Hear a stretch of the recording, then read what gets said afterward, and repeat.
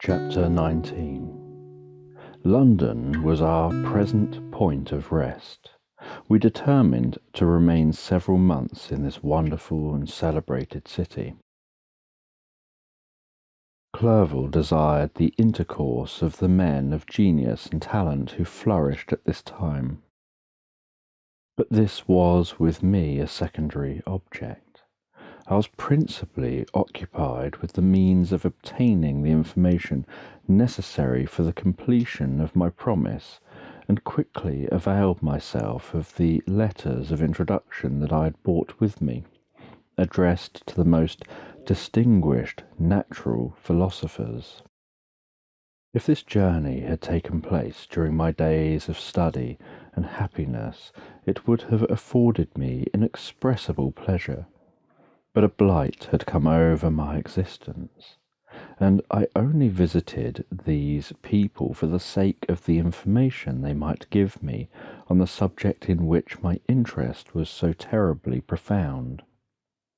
Company was irksome to me. When alone, I could fill my mind with the sights of heaven and earth. The voice of Henry soothed me, and I could thus cheat myself into a transitory peace. But busy, uninteresting, joyous faces brought back despair to my heart.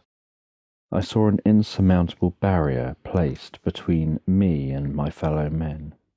This barrier was sealed with the blood of William and Justine, and to reflect on the events connected with those names filled my soul with anguish. But in Clerval I saw the image of my former self.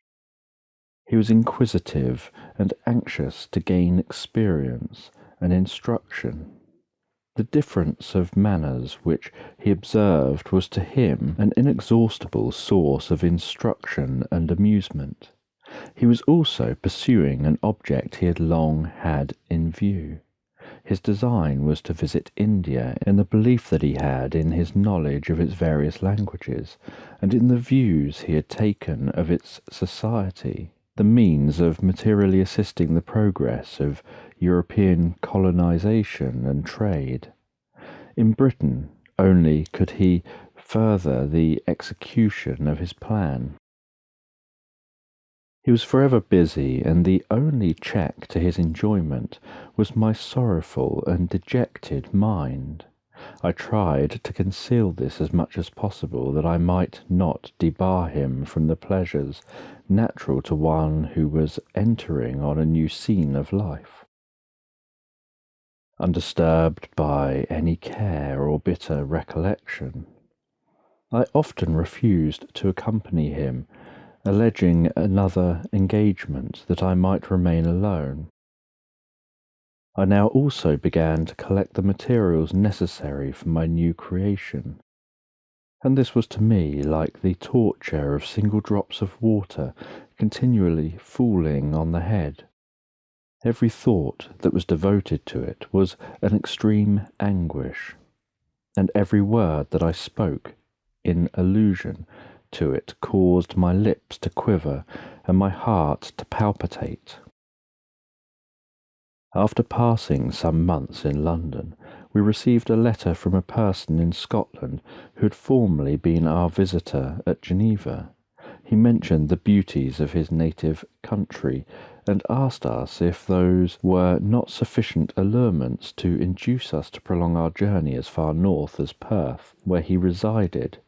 Clerval eagerly desired to accept the invitation, and I, although I abhorred society, wished to view again mountains and streams, and all the wondrous works with which nature adorned her chosen dwelling places. We had arrived in England at the beginning of October, and it was now February. We accordingly determined to commence our journey towards the north at the expiration of another month. In this expedition we did not intend to follow the great road to Edinburgh, but to visit Windsor, Oxford, Matlock, and the Cumberland Lakes, resolving to arrive at the completion of this tour about the end of July. I packed up my chemical instruments and the materials I'd collected, resolving to finish my labours in some obscure nook in the northern highlands of Scotland. We quitted London on the 27th of March and remained a few days at Windsor, rambling in its beautiful forest. This was a new scene to us mountaineers, the majestic oaks, the quantity of game, and the herds of stately deer were all novelties to us. From thence we proceeded to Oxford, and we entered this city. Our minds were filled with the remembrance of the events that had been transacted there more than a century and a half before.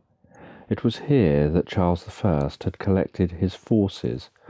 This city had remained faithful to him after the whole nation had forsaken his cause to join the standard of Parliament and liberty. The memory of that unfortunate king and his companions, the amiable Falkland, the insolent Goring, his queen and son, gave a peculiar interest to every part of the city which they might be supposed to have inhabited. The spirit of elder days found a dwelling here, and we delighted to trace its footsteps. If these feelings had not found an imaginary gratification, the appearance of the city had yet in itself sufficient beauty to obtain our admiration. The colleges are ancient and picturesque. The streets are almost magnificent, and the lovely Isis which flows beside it through meadows of exquisite verdure is spread forth into a placid expanse of waters which reflects its majestic assemblage of towers and spires and domes, embosomed among aged trees. I enjoyed this scene, and yet my enjoyment was embittered both by the memory of the past and the anticipation of the future. I was formed for peaceful happiness. During my youthful days, discontent never visited my mind. If I was ever overcome by anew the sight of what is beautiful in nature, or the study of what is excellent and sublime in the productions of man, could always interest my heart and communicate elasticity to my spirits. But I am a blasted tree. The bolt has entered my soul, and I felt then that I should survive to exhibit what I shall soon cease to be, a miserable spectacle of wrecked humanity, pitiable to others and intolerable to myself. We passed a considerable period at Oxford, rambling among its environs and endeavouring to identify every spot which might relate to the most animating epoch of English history. Our little voyages of discovery were often prolonged by the successive objects that presented themselves. We visited the tomb of the illustrious Hampden and the field on which the Patriot fell. For a moment my soul was elevated from its debasing and miserable fears to contemplate the divine ideas of liberty and self-sacrifice of which these sites were the monuments and the remembrances. For an instant I dared to shake off my chains and look around with me a free and lofty spirit, but the iron had eaten into my flesh, and I sank again trembling and hopeless into my miserable self. We left Oxford with regret and proceeded to Matlock, which was our next place of rest. The country in the neighbourhood of this village resembled to a greater degree the scenery of Switzerland, but everything is on a lower scale, and the green hills want the crown of distant white Alps, which always attended on the piny mountains of the native country. We visited the wondrous cave and the little cabinets of natural history, where the curiosities are disposed in the same manner as in the collections at Cerveau and Chamonix. The latter name made me tremble when pronounced by Henry, and I hastened to quit Matlock with which that terrible scene was thus associated. From Derby, still journeying northwards, we passed 2 months in Cumberland and Westmoreland. I could now almost fancy myself among the Swiss mountains. The little patches of snow which yet lingered on the northern side of the mountains, the lakes and the dashing of the rocky streams were all familiar and dear sights to me. Here also we made some acquaintances who almost contrived to cheat me into happiness. The delight of Clerval was proportionably greater than mine. His mind expanded in the company of men of talent, and he found in his own nature greater capacities and resources than he could have imagined himself to have possessed while he associated with his inferiors. I could pass my life here, said he to me, and among these mountains I should scarcely regret Switzerland and the Rhine. But he found that a traveller's life is one that includes much pain amidst its enjoyments. His feelings are forever on the stretch, and when he begins to sink into repose, he finds himself obliged to quit that on which he rests in pleasure for something new, which again engages his attention, and which also he forsakes for other novelties. We had scarcely visited the various lakes of Cumberland and Westmoreland, and conceived an affection for some of the inhabitants, when the period of our appointment with our Scotch friend approached, and we left them to travel on. For my own part, I was not sorry. I had now neglected my promise for some time, and I feared the effects of the demon's disappointment. He might remain in Switzerland and wreak his vengeance on my relatives. This idea pursued me and tormented me at every moment, from which I might otherwise have snatched repose and peace. I waited for my letters with feverish impatience. If they were delayed, I was miserable, and overcome by 1,000 fears, and when they arrived, and I saw the superscriptions of Elizabeth or my father, I hardly dared to read and ascertain my fate. Sometimes I thought that the fiend followed me and might expedite my remissness by murdering my companion. When these thoughts possessed me, I would not quit Henry for a moment, but followed him as his shadow to protect him from the fancied rage of his destroyer. I felt as if I had committed some great crime, the consciousness of which haunted me. I was guiltless, but I had indeed drawn down a horrible curse upon my head, as mortal as that of crime. I visited Edinburgh with languid eyes and mind, and yet that city might have interested the most unfortunate being. Clerval did not like it so well as Oxford, for the antiquity of the latter city was more pleasing to him, but the beauty and regularity of the new town of Edinburgh, its romantic castle, and its environs, the most delightful in the world. Arthur's Seat, St. Bernard's Well, and the Pentland Hills compensated him for the change and filled him with cheerfulness and admiration. But I was impatient to arrive at the termination of my journey. We left Edinburgh in a week, passing through Cooper, St. Andrews, and along the banks of the Tay to Perth, where our friends expected us. But I was in no mood to laugh and talk with strangers, or enter into their feelings or plans with the good humour expected from a guest, and accordingly I told Clerval that I wished to make the tour of Scotland alone. "Do you," said I, "enjoy yourself, and let this be our rendezvous. I may be absent a month or two, but do not interfere with my motions.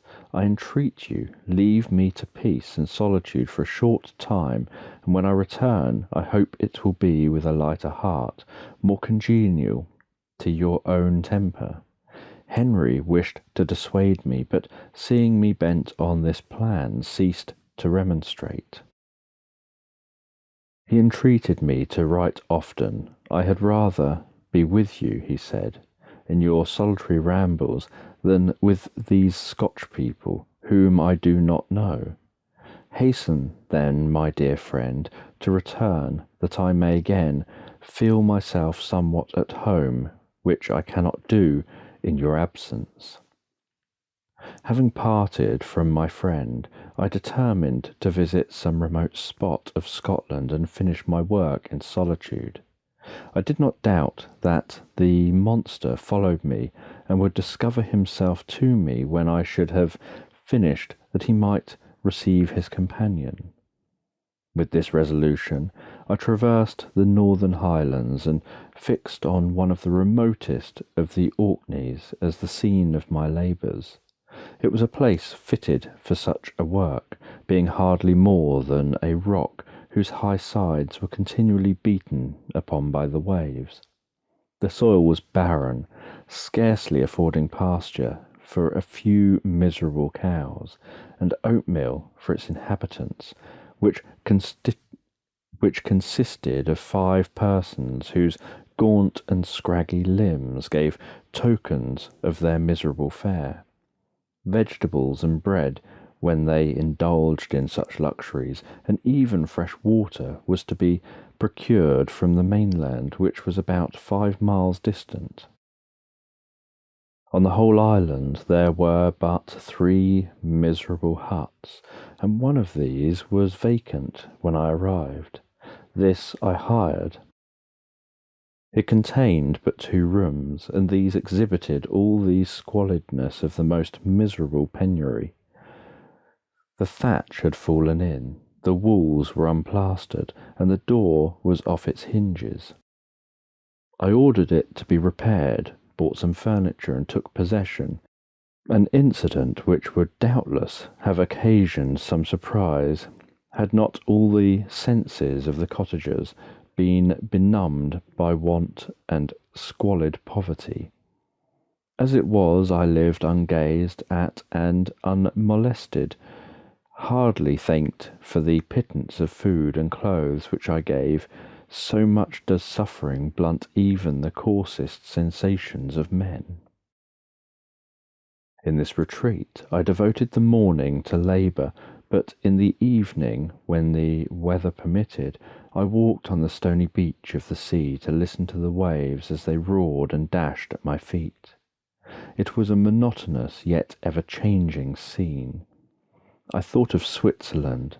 It was far different from the desolate and appalling landscape. Its hills are covered with vines, and its cottages are scattered thickly in the plains.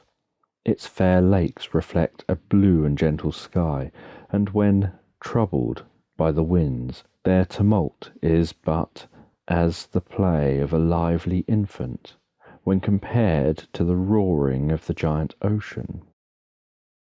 In this manner I distributed my occupations when I first arrived, but as I proceeded in my labour, it became every day more horrible and irksome to me. Sometimes I could not prevail on myself to enter my laboratory for several days, and at other times I toiled day and night in order to complete my work. It was indeed a filthy process in which I was engaged. During my first experiment, a kind of enthusiastic frenzy had blinded me to the horror of my employment. My mind was intently fixed on the consummation of my labour, and my eyes were shut to the horror of my proceedings. But now I went to it in cold blood, and my heart often sickened at the work of my hands. Thus situated, employed in the most detestable occupations, immersed in a solitude where nothing could for an instant call my attention from the actual scene in which I was engaged, my spirits became unequal. I grew restless and nervous. Every moment I feared to meet my persecutor. Sometimes I sat with my eyes fixed on the ground, fearing to raise them lest they should encounter the object which I so much dreaded to behold. I feared to wander from the sight of my fellow creatures, lest, when alone, he should come to claim his companion. In the meantime I worked on, and my labour was already considerably advanced. I looked towards its completion with a tremulous and eager hope, which I dared not trust myself to question, but which was intermixed with obscure foreboding of evil that made my heart sicken in my bosom. Chapter 20. I sat one evening in my laboratory. The sun had set, and the moon was just rising from the sea. I had not sufficient light for my employment, and I remained idle, in a pause of consideration of whether I should leave my labour for the night, or hasten its conclusion by an unremitting attention to it. As I sat, a train of reflection occurred to me which led me to consider the effects of what I was now doing. 3 years before, I was engaged in the same manner, and had created a fiend whose unparalleled barbarity had desolated my heart and filled it forever with the bitterest remorse. I was now about to form another being of whose disposition I was alike ignorant. She might become 10,000 times more malignant than her mate, and delight, for its own sake, in murder and wretchedness. He had sworn to quit the neighbourhood of man and hide himself in deserts, but she had not, and she, who in all probability was to become a thinking and reasoning animal, might refuse to comply with a compact made before her creation. They might even hate each other. The creature who already lived loathed his own deformity, and might he not conceive a greater abhorrence for it when it came before his eyes in the female form? She also might turn with disgust from him to the superior beauty of man. She might quit him, and he be again alone, exasperated by the fresh provocation of being deserted by one of his own species. Even if they were to leave Europe and inhabit the deserts of the New World, yet one of the first results of those sympathies for which the demon thirsted would be children, and a race of devils would be propagated upon the earth who might make the very existence of the species of man a condition precarious and full of terror. Had I right for my own benefit to inflict this curse upon everlasting generations? I had before been moved by the sophisms of the being I had created. I had been struck senseless by his fiendish threats, but now for the first time the wickedness of my promise burst upon me. I shuddered to think that future ages might curse me as their pest, whose selfishness had not hesitated to buy its own peace, at the price, perhaps, of the existence of the whole human race.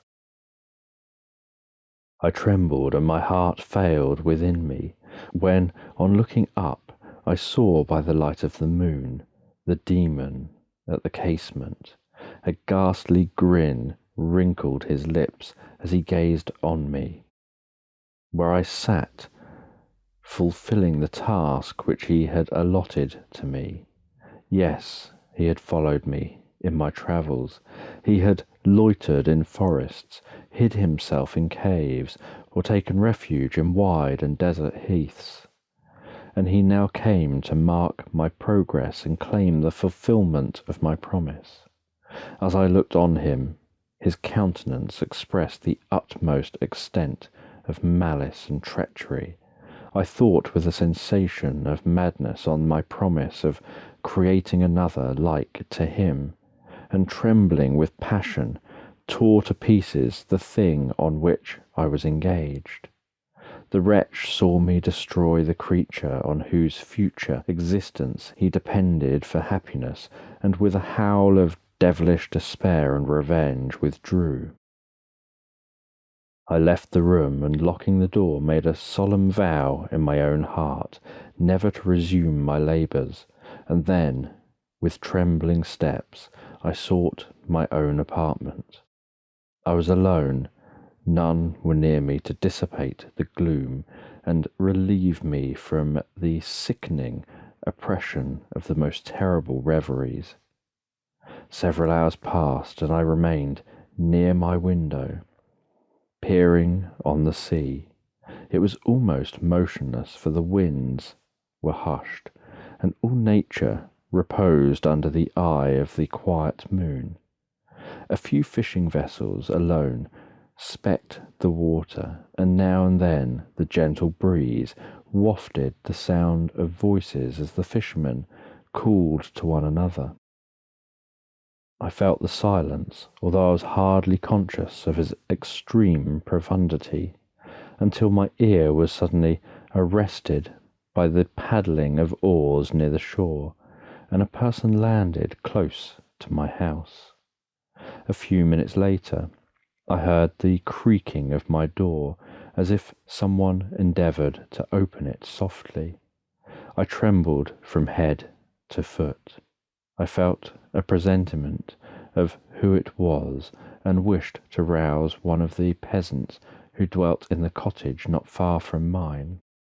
But I was overcome by the sensation of helplessness so often felt in frightful dreams, when you in vain endeavour to fly from an impending danger, and was rooted to the spot. Presently I heard the sound of footsteps along the passage.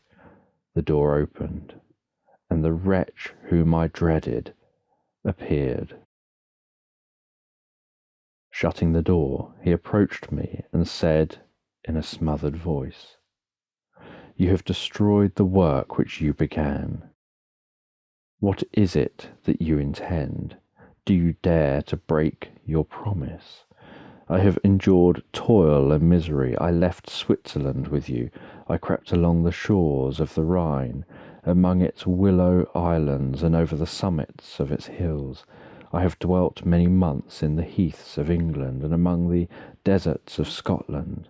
I have endured incalculable fatigue and cold and hunger. Do you dare destroy my hopes? Begone! I do break my promise. Never will I create another like yourself, equal in deformity and wickedness. Slave, I before reasoned with you, but you have proved yourself unworthy of my condescension. Remember that I have power. You believe yourself miserable, but I can make you so wretched that the light of day will be hateful to you. You are my creator, but I am your master. Obey. The hour of my irresolution is past, and the period of your power is arrived. Your threats cannot move me to do an act of wickedness, but they confirm me in a determination of not creating you a companion in vice. Shall I, in cool blood, set loose upon the earth a demon whose delight is in death and wretchedness?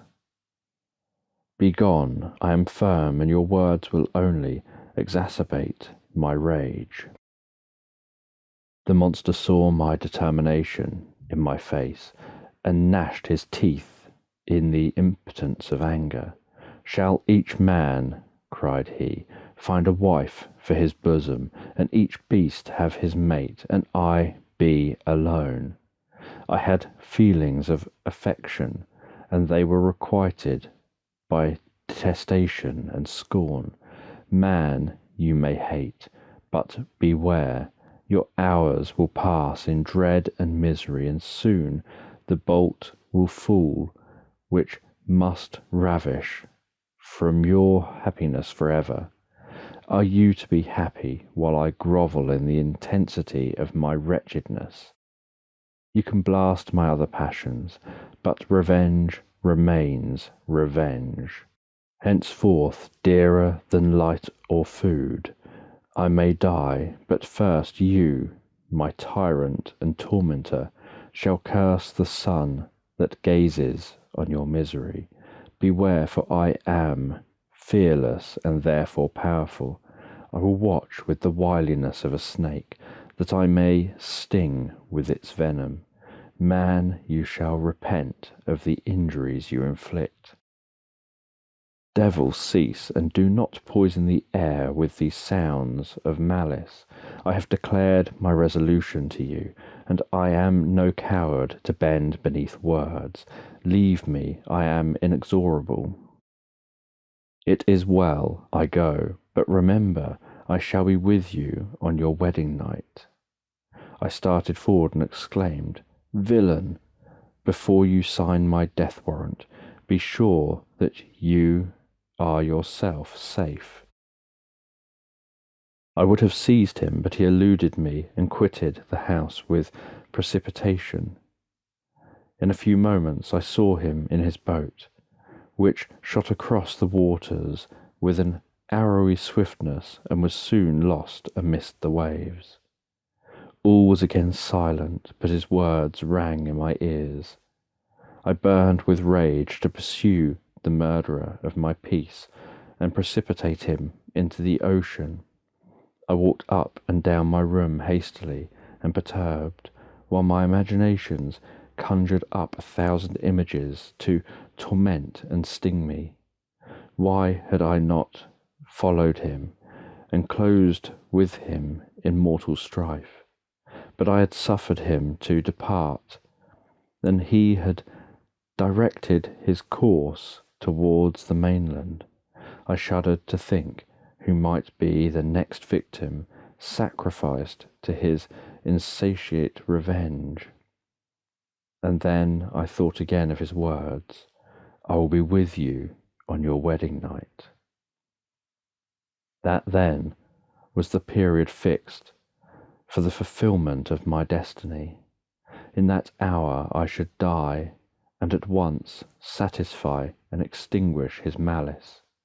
The prospect did not move me to fear, yet when I thought of my beloved Elizabeth, of her tears and endless sorrow, when she should find her lover so barbarously snatched from her, tears, the first I had shed for many months, streamed from my eyes, and I resolved not to fall before my enemy without a bitter struggle.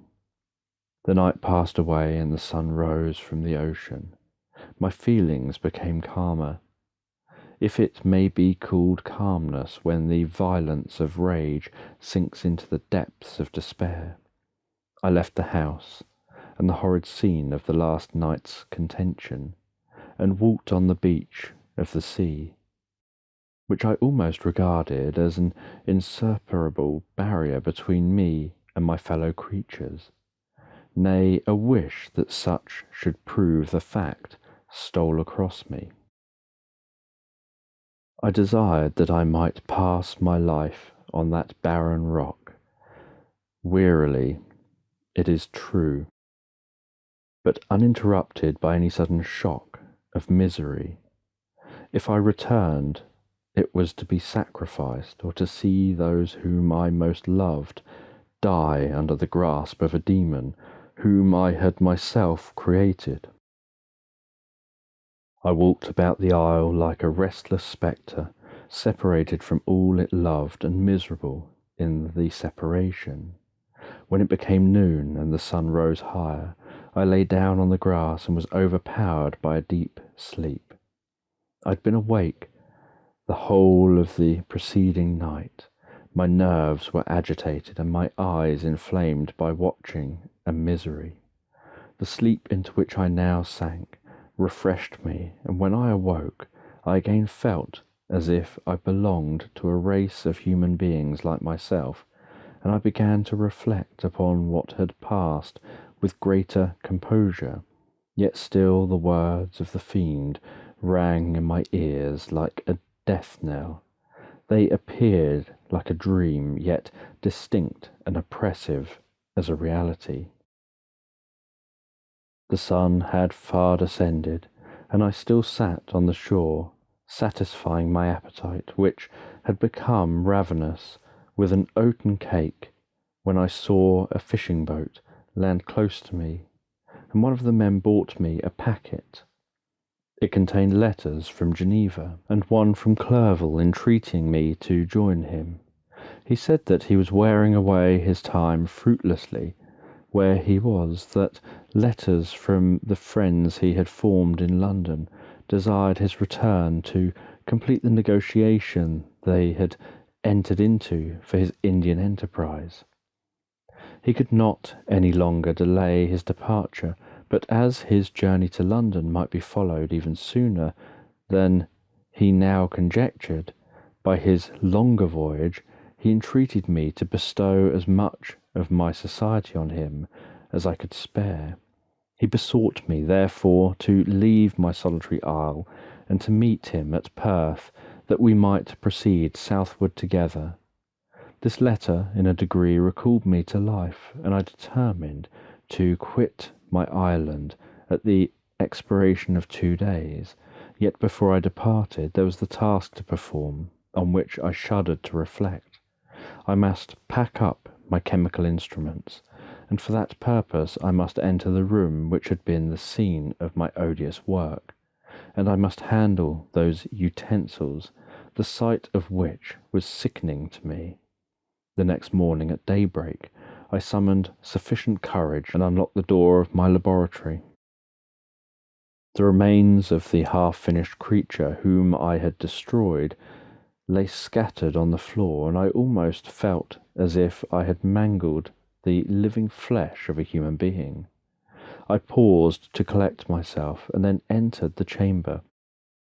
With trembling hand I conveyed the instruments out of the room, but I reflected that I ought not to leave the relics of my work to excite the horror and suspicion of the peasants, and I accordingly put them into a basket with a great quantity of stones, and lay them up, determined to throw them into the sea that very night.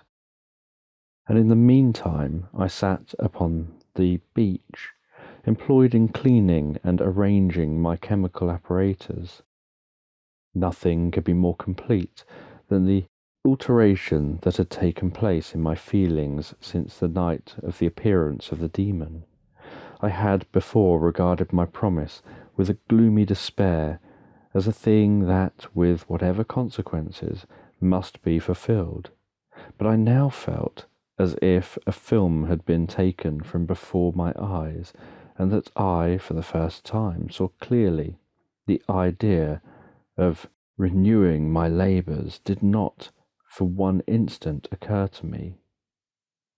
The threat I had heard weighed on my thoughts, but I did not reflect that a voluntary act of mine could avert it.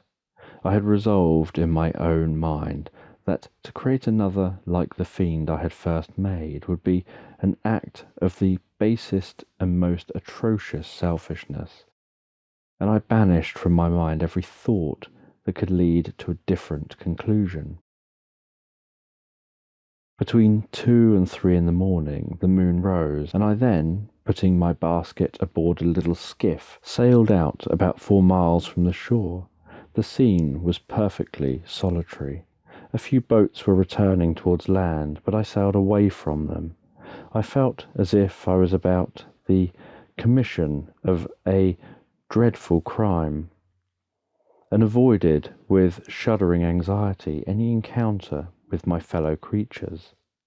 At one time the moon, which had before been clear, was suddenly overspread by a thick cloud, and I took advantage of the moment of darkness and cast my basket into the sea. I listened to the gurgling sound as it sank, and then sailed away from the spot. The sky became clouded, but the air was pure, although chilled by the northeast breeze that was then rising. But it refreshed me and filled me with such agreeable sensations that I resolved to prolong my stay on the water, and fixing the rudder in a different position, stretched myself at the bottom of the boat. Clouds hid the moon, everything was obscure, and I heard only the sounds of the boat as its keel cut through the waves. The murmur lulled me, and in a short time I slept soundly. I do not know how long I remained in this situation, but when I awoke, I found that the sun had already mounted considerably.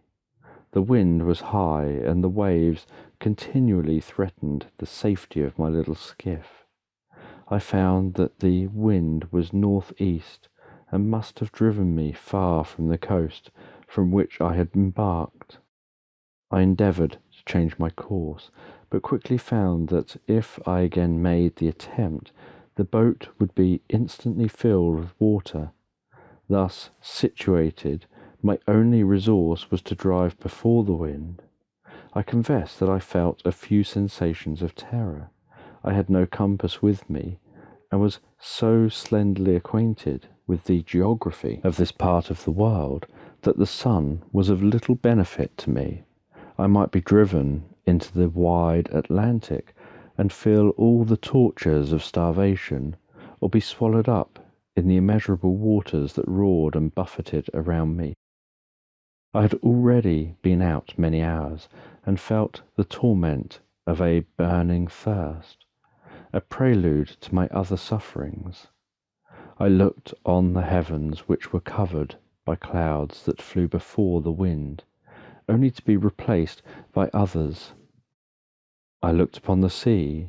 It was to be my grave. Fiend, I exclaimed, your task is already fulfilled. I thought of Elizabeth, of my father, and of Clerval, all left behind, on whom the monster might satisfy his sanguinary and merciless passions. This idea plunged me into a reverie so despairing and frightful that even now, when the scene is on the point of closing before me forever, I shudder to reflect on it. Some hours passed thus, but by degrees, as the sun declined towards the horizon, the wind died away into a gentle breeze, and the sea became free from breakers. But these gave place to a heavy swell. I felt sick and hardly able to hold the rudder, when suddenly I saw a line of high land towards the south. Almost spent as I was by fatigue and the dreadful suspense I endured for several hours, this sudden certainty of life rushed like a flood of warm joy to my heart, and tears gushed from my eyes. How mutable are our feelings, and how strange is it that clinging love we have of life, even in the excess of misery. I constructed another sail with a part of my dress, and eagerly steering my course towards the land. It had a wild and rocky appearance, but as I approached nearer, I easily perceived the traces of cultivation. I saw vessels near the shore, and found myself suddenly transported back to the neighbourhood of civilized man. I carefully traced the windings of the land, and hailed a steeple which I at length saw issuing from behind a small promontory. And I was in the state of extreme debility. I resolved to sail directly towards the town, as a place where I could most easily procure nourishment. Fortunately, I had money with me. As I turned the promontory, I perceived a small neat town and a good harbour, which I entered, my heart bounding with joy at my unexpected escape. As I was occupied in fixing the boat and arranging the sails, several people crowded towards the spot. They seemed much surprised at my appearance, but instead of offering me any assistance, whispered together with gestures that at any time might have produced in me a slight sensation of alarm. As it was, I merely remarked that they spoke English, and I therefore addressed them in that language. "My good friends," said I, "will you be so kind as to tell me the name of this town, and inform me where I am?" "You'll know soon enough," replied a man with a hoarse voice. "Maybe you are come to a place that will not prove much to your taste, but you will not be consulted as to your quarters, I promise you." I was exceedingly surprised on receiving so rude an answer from a stranger, and I was also disconcerted on perceiving the frowning and angry countenance of his companions.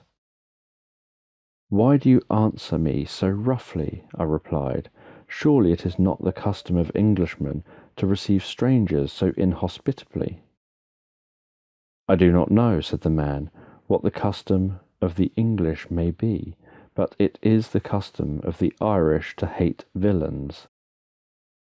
While this strange dialogue continued, I perceived the crowd rapidly increase.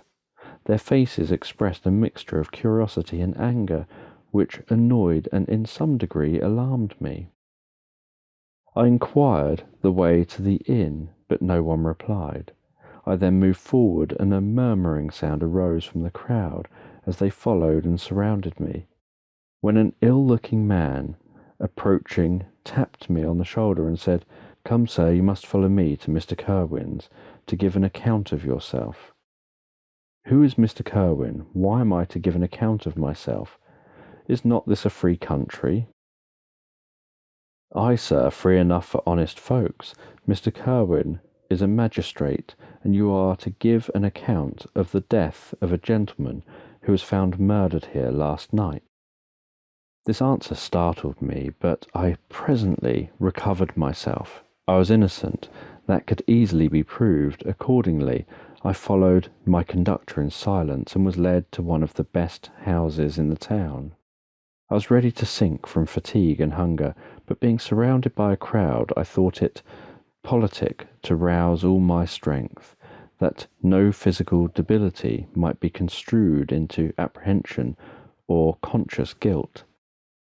Little did I then expect the calamity that was in a few moments to overwhelm me, and extinguish in horror and despair all fear of ignominy or death. I must pause here, for it requires all my fortitude to recall the memory of the frightful events which I am about to relate in proper detail to my recollection.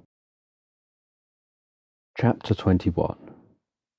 I was soon introduced into the presence of the magistrate, an old, benevolent man with calm and mild manners. He looked upon me, however, with some degree of severity, and then, turning towards my conductors, he asked who appeared as witnesses on this occasion. About half a dozen men came forward, and one being selected by the magistrate, he disposed that he had been out fishing the night before with his son and brother-in-law Daniel, when about 10 o'clock they observed a strong northerly blast rising, and they accordingly put in for port. It was a very dark night, as the moon had not yet risen. They did not land at the harbour, but, as they had been accustomed, at a creek about 2 miles below. He walked on first, carrying a part of the fishing tackle, and his companions followed him at some distance. As he was proceeding along the sands, he struck his foot against something, and fell at his length on the ground. His companions came up to assist him, and by the light of their lantern they found that he had fallen on the body of a man who was to all appearance dead. Their first supposition was that it was a corpse of some person who had been drowned and was thrown on shore by the waves, but on examination they found that the clothes were not wet, and even that the body was not then cold. They instantly carried it to the cottage of an old woman near the spot, and endeavoured, but in vain, to restore it to life. It appeared to be a handsome young man, about 25 years of age. He had apparently been strangled, for there was no sign of any violence, except the black mark of fingers on his neck. The first part of this disposition did not in the least interest me, but when the mark of the fingers was mentioned, I remembered the murder of my brother, and felt myself extremely agitated. My limbs trembled, and a mist came over my eyes, which obliged me to lean on a chair for support. The magistrate observed me with a keen eye, and of course drew an unfavourable augury from my manner. The son confirmed his father's account, but when Daniel was called, he swore positively that just before the fall of his companion, he saw a boat with a single man in it, at a short distance from the shore, and as far as he could judge by the light of a few stars, it was the same boat in which I had just landed. A woman deposed that she lived near the beach and was standing at the door of her cottage, waiting for the return of the fisherman. About an hour before she heard of the discovery of the body, when she saw a boat with only one man in it push off from the part of the shore where the corpse was afterwards found. Another woman confirmed the account of the fishermen having brought the body into her house. It was not cold. They put it into a bed and rubbed it, and Daniel went to the town for an apothecary, but life was quite gone. Several other men were examined considering my landing, and they agreed that with the strong north wind that had arisen during the night, it was very problematic that I had beaten about for many hours and had been obliged to return nearly to the same spot from which I had departed. Besides, they observed that it appeared that I had brought the body from another place, and it was likely that, as I did not appear to know the shore, I might have put into harbour, ignorant of the distance of the town from the place where I had deposited the corpse. Mr. Kirwin, on hearing this evidence, desired that I should be taken into a room where the body lay for interment, that it might be observed what effect the sight of it would produce upon me. This idea was probably suggested by the extreme agitation I had exhibited when the mode of the murder had been described. I was accordingly conducted by the magistrate and several other persons to the inn. I could not help being struck by the strange coincidences that had taken place during this eventful night, but knowing that I had been conversing with several persons in the island I had inhabited about the time that the body had been found, I was perfectly tranquil as to the consequences of the affair. I entered the room where the corpse lay and was led up to the coffin. How can I describe my sensations on beholding it? I feel yet parched with horror, nor can I reflect on that terrible moment without shuddering and agony. The examination, the presence of the magistrate and witnesses passed like a dream from my memory when I saw the lifeless form of Henry Clerval stretched before me. I gasped for breath, and throwing myself on the body, I exclaimed, "Have my murderous machinations deprived you also, my dearest Henry, of life? Two I have already destroyed, another victim await their destiny, but you, Clerval, my friend, my benefactor." The human frame could no longer support the agonies that I endured, and I was carried out of the room in strong convulsions. A fever succeeded to this. I lay for 2 months on the point of death. My ravings, as I afterwards heard, were frightful.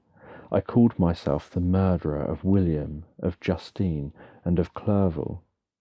Sometimes I entreated my attendants to assist me in the destruction of the fiend by whom I was tormented, and at others I felt the fingers of the monster already grasping my neck, and screamed aloud with agony and terror. Fortunately, as I spoke my native language, Mr. Kirwin alone understood me, but my gestures and bitter cries were sufficient to affright the other witnesses. Why did I not die? More miserable than man ever was before, why did I not sink into forgetfulness and rest? Death snatches away many blooming children, the only hopes of their doting parents.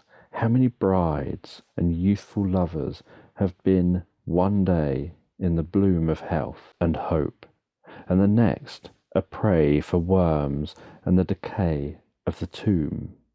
Of what materials was I made that I could thus resist so many shocks which, like the turning of the wheel, continually renewed the torture?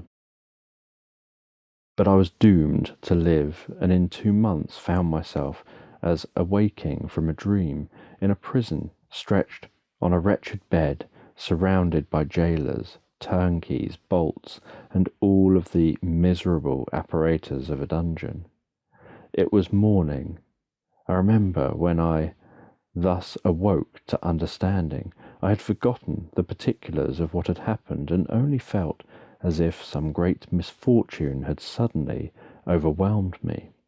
But when I looked around and saw the barred windows and the squalidness of the room in which I was, all flashed across my memory, and I groaned bitterly. This sound disturbed an old woman who was sleeping in a chair beside me. She was a hired nurse, the wife of one of the turnkeys, and her countenance expressed all those bad qualities which often characterizes that class. The lines of her face were hard and rude, like that of persons accustomed to see without sympathizing in sights of misery. Her tone expressed her entire indifference.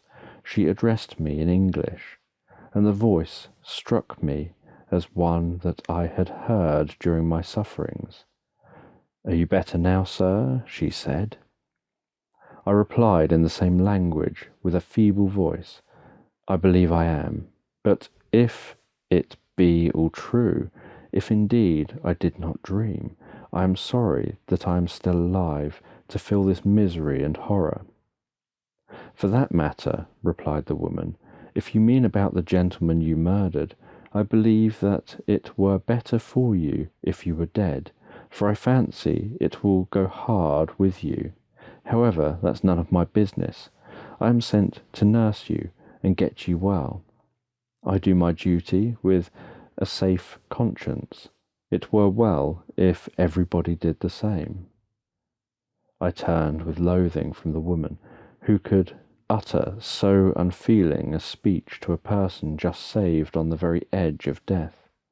But I felt languid and unable to reflect on all that had passed.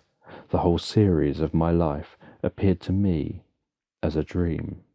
I sometimes doubted if indeed it were all true, for it never presented itself to my mind with the force of reality. As the images that floated before me became more distinct, I grew feverish. A darkness pressed around me. No one was near me who soothed me with the gentle voice of love. No dear hand supported me. The physicians came and prescribed medicines, and the old woman prepared them for me, but utter carelessness was visible in the first, and the expression of brutality was strongly marked in the visage of the second. Who could be interested in the fate of a murderer but the hangman who would gain his fee? These were my first reflections, but I soon learned that Mr. Kirwin had shown me extreme kindness. He had caused the best room in the prison to be prepared for me. Wretched indeed was the best, and it was he who had provided a physician and a nurse. It is true he seldom came to see me, for although he ardently desired to relieve the suffering of every human creature, he did not wish to be present at the agonies and miserable ravings of a murderer. He came therefore sometimes to see that I was not neglected, but his visits were short and with long intervals. One day, while I was gradually recovering, I was seated in a chair, my eyes half open, and my cheeks livid like those of death. I was overcome by gloom and misery, and often reflected I had better seek death than desire to remain in a world which to me was replete with wretchedness. At one time I considered whether I should not declare myself guilty and suffer the penalty of the law, less innocent than poor Justine had been. Such were my thoughts when the door of my apartment was opened and Mr. Kirwin entered. His countenance expressed sympathy and compassion. He drew a chair close to mine and addressed me in French. "I fear that this place is very shocking to you. Can I do anything to make you more comfortable?" "I thank you, but all that you mention is nothing to me. On the whole earth there is no comfort which I am capable of receiving." I know that the sympathy of a stranger can be but of little relief to one borne down as you are by so strange a misfortune. But you will, I hope, soon quit this melancholy abode, for doubtless evidence can easily be brought to free you from the criminal charge. That is the least of my concern. I am, by a course of strange events, become the most miserable of mortals. Persecuted and tortured as I am, and have been, can death be any evil to me? Nothing, indeed, could be more unfortunate and agonizing than the strange chances that have lately occurred. You were thrown by some surprising accident on this shore, renowned for its hospitality, seized immediately and charged with murder.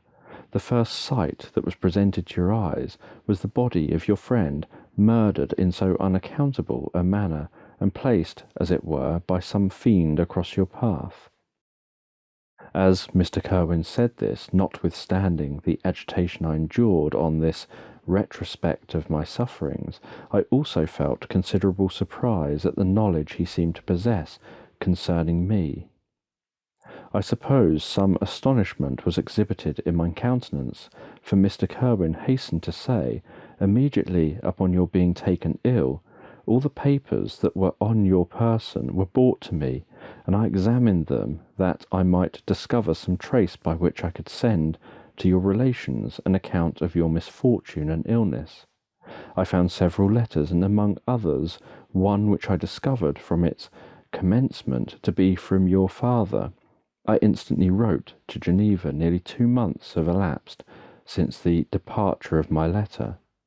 But you are ill, even now, you tremble, you are unfit for agitation of any kind. This suspense is 1,000 times worse than the most horrible event. Tell me what new scene of death has been acted, and whose murder I am now to lament." "Your family is perfectly well," said Mr. Kirwin, with gentleness, "and someone, a friend, is come to visit you." I know not by what chain of thought the idea presented itself, but it instantly darted into my mind that the murderer had come to mock me at my misery and taunt me with the death of Clerval as a new incitement for me to comply with his hellish desires. I put my hands before my eyes and cried out in agony, "Oh, take him away, I cannot see him, for God's sake do not let him in." Mr. Kirwin regarded me with a troubled countenance. He could not help regarding my exclamation as a presumption of my guilt, and said in rather a severe tone, "I should have thought, young man, that the presence of your father would have been welcome, instead of inspiring such violent repugnance." "My father!" cried I, while every feature and every muscle was relaxed from anguish to pleasure. "Is my father indeed come? How kind, how very kind! But where is he? Why does he not hasten to me?" My charge of manner surprised and pleased the magistrate.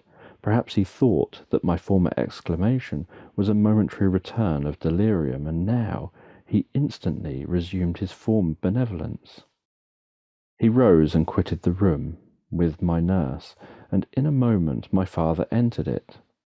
Nothing at this moment could have given me greater pleasure than the arrival of my father. I stretched out my hands to him and cried, "Are you then safe, and Elizabeth and Ernest?"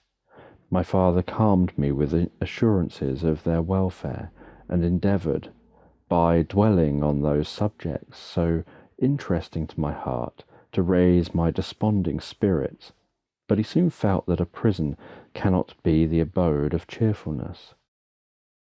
"What a place is this that you inhabit, my son?" said he, looking mournfully at the barred windows and wretched appearance of the room.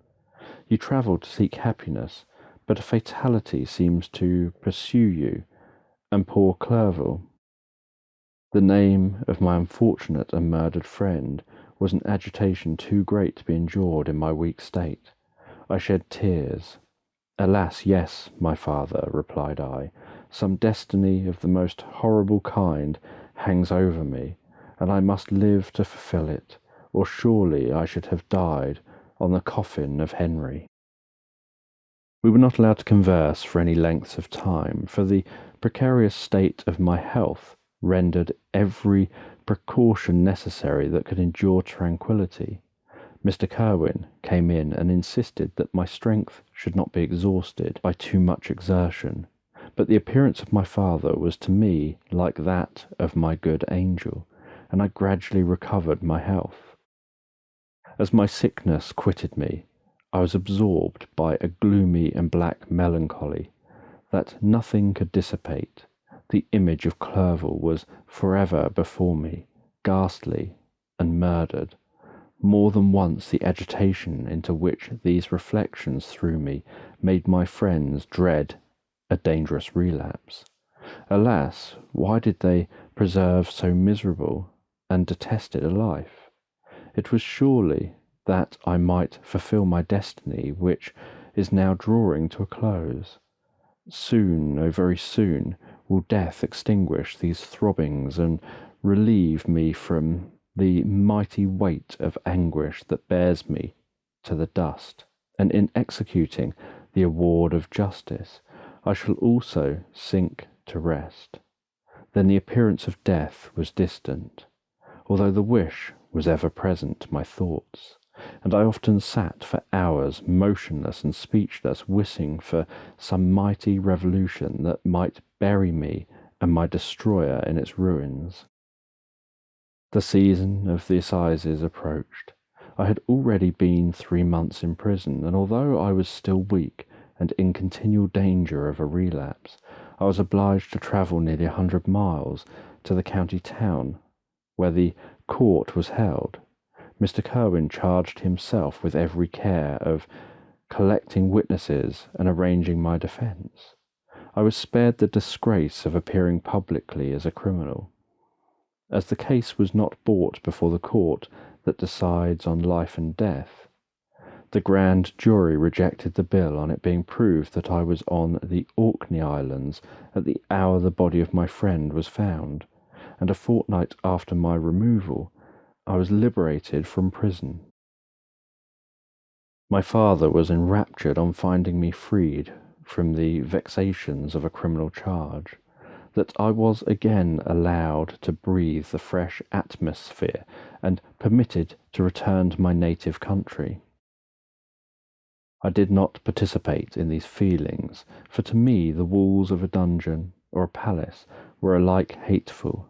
The cup of life was poisoned forever, and although the sun shone upon me, as upon the happy and gay of heart, I saw around me nothing but a dense and frightful darkness, penetrated by no light but the glimmer of 2 eyes that glared upon me. Sometimes they were the expressive eyes of Henry, languishing in death, the dark orbs nearly covered by the lids, and the long black lashes that fringed them. Sometimes it was the watery, clouded eyes of the monster, as I first saw them in my chamber at Ingolstadt. My father tried to awaken in me the feelings of affection. He talked of a Geneva when I should soon visit, of Elizabeth and Ernest, but these words only drew deep groans from me. Sometimes, indeed, I felt a wish for happiness, and thought with melancholy delight of my beloved cousin, or longed with a devouring malady du pays to see once more the blue lake and rapid Rhone that had been so dear to me in early childhood. But my general state of feeling was a torpor in which a prison was as welcome a residence as the divinest scene in nature, and these fits were seldom interrupted, but the paroxysms of anguish and despair. At these moments I often endeavoured to put an end to the existence I loathed, and it required unceasing attendance and vigilance to restrain me from committing some dreadful act of violence. Yet one duty remained to me, the recollection of which finally triumphed over my selfish despair. It was necessary that I should return without delay to Geneva, there to watch over the lives of those I so fondly loved, and to lie in wait for the murderer that, if any chance led me to the place of his concealment, or if he dared again to blast me by his presence, I might with unfailing aim put an end to the existence of the monstrous image which I had endued with the mockery of a soul still more monstrous. My father still desired to delay our departure, fearful that I could not sustain the fatigue of a journey, for I was a shattered wreck, the shadow of a human being. My strength was gone. I was a mere skeleton, and fever night and day preyed upon my wasted frame. Still, as I urged our leaving Ireland with such inquietude and impatience, my father thought it best to yield. We took our passage on board a vessel, and sailed with a fair wind from the Irish shores. It was midnight. I lay on the deck, looking at the stars and listening to the dashing of the waves. I hailed the darkness that shut Ireland from my sight, and my pulse beat with a feverish joy when I reflected that I should soon see Geneva. The past appeared to me in the light of a frightful dream, yet the vessel in which I was, the wind that blew me from the detested shore of Ireland, and the sea which surrounded me, told me too forcibly that I was deceived by no vision, and that Clerval, my friend and dearest companion, had fallen a victim to me and the monster of my creation. I repassed in my memory my whole life, my quiet happiness while residing with my family in Geneva, the death of my mother, and my departure for Ingolstadt. I remembered, shuddering, the mad enthusiasm that hurried me on to the creation of my hideous enemy, and I called to mind the night in which he first lived. I was unable to pursue the train of thought. 1,000 feelings pressed upon me, and I wept bitterly. Ever since my recovery from the fever, I had been in the custom of taking every night a small quantity of laudanum, for it was by means of this drug only that I was enabled to gain the rest necessary for the preservation of life. Oppressed by the recollection of my various misfortunes, I now swallowed double my usual quantity, and soon slept profoundly.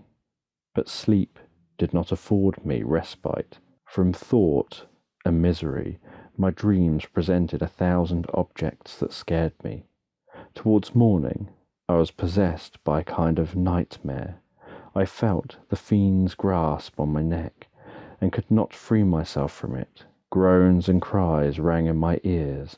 My father, who was watching over me, perceived my restlessness, awoke me.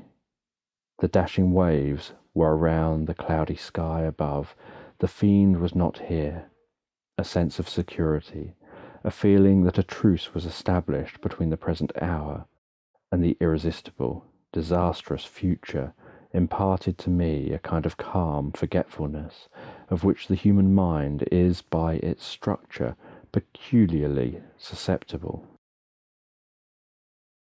Chapter 22. The voyage came to an end. We landed and proceeded to Paris. I soon found that I had overtaxed my strength, and that I must repose before I could continue my journey. My father's care and attention were indefatigable, But he did not know the origin of my sufferings, and sought erroneous methods to remedy the incurable ill. He wished me to seek amusement in society. I abhorred the face of man. Oh, not abhorred. They were my brethren, my fellow beings, and I felt attracted even to the most repulsive among them. As to creatures of an angelic nature and celestial mechanisms, but I felt that I had no right to share their intercourse. I had unchained an enemy among them, whose joy it was to shed their blood and to revel in their groans. How they would each and all abhor me, and hunt me from the world, did they know my unhallowed acts, and the crimes which had their source in me. My father yielded at length to my desire to avoid society, and strove by various arguments to banish my despair. Sometimes he thought that I felt deeply the degradation of being obliged to answer a charge of murder, and he endeavoured to prove to me the futility of pride. Alas, my father, said I, how little do you know me. Human beings, their feelings and passions, would indeed be degraded if such a wretch as I felt pride. Justine, poor unhappy Justine, was as innocent as I, and she suffered the same charge. She died for it, and I am the cause of this. I murdered her. William, Justine, and Henry, they all died by my hands. My father had often, during my imprisonment, heard me make the same assertions. When I thus accused myself, he sometimes seemed to desire an explanation, and at others he appeared to consider it as the offspring of delirium, and that during my illness some idea of this kind had presented itself to my imagination, the remembrance of which I preserved in my convalescence. I avoided explanation, and maintained a continual silence concerning the wretch I had created. I had a persuasion that I should be supposed mad, and this in itself would forever have chained my tongue. But besides, I could not bring myself to disclose a secret which would fill my hearer with consternation, and make fear and unnatural horror the inmates of his breast. I checked, therefore, my impatient thirst for sympathy, and was silent when I would have given the word to have confided the fatal secret. Yet still words like those I have recorded would burst uncontrollably from me. I could offer no explanation of them, but their truth in part relieved the burden of my mysterious woe. Upon this occasion my father said, with an expression of unbounded wonder, "My dearest Victor, what infatuation is this?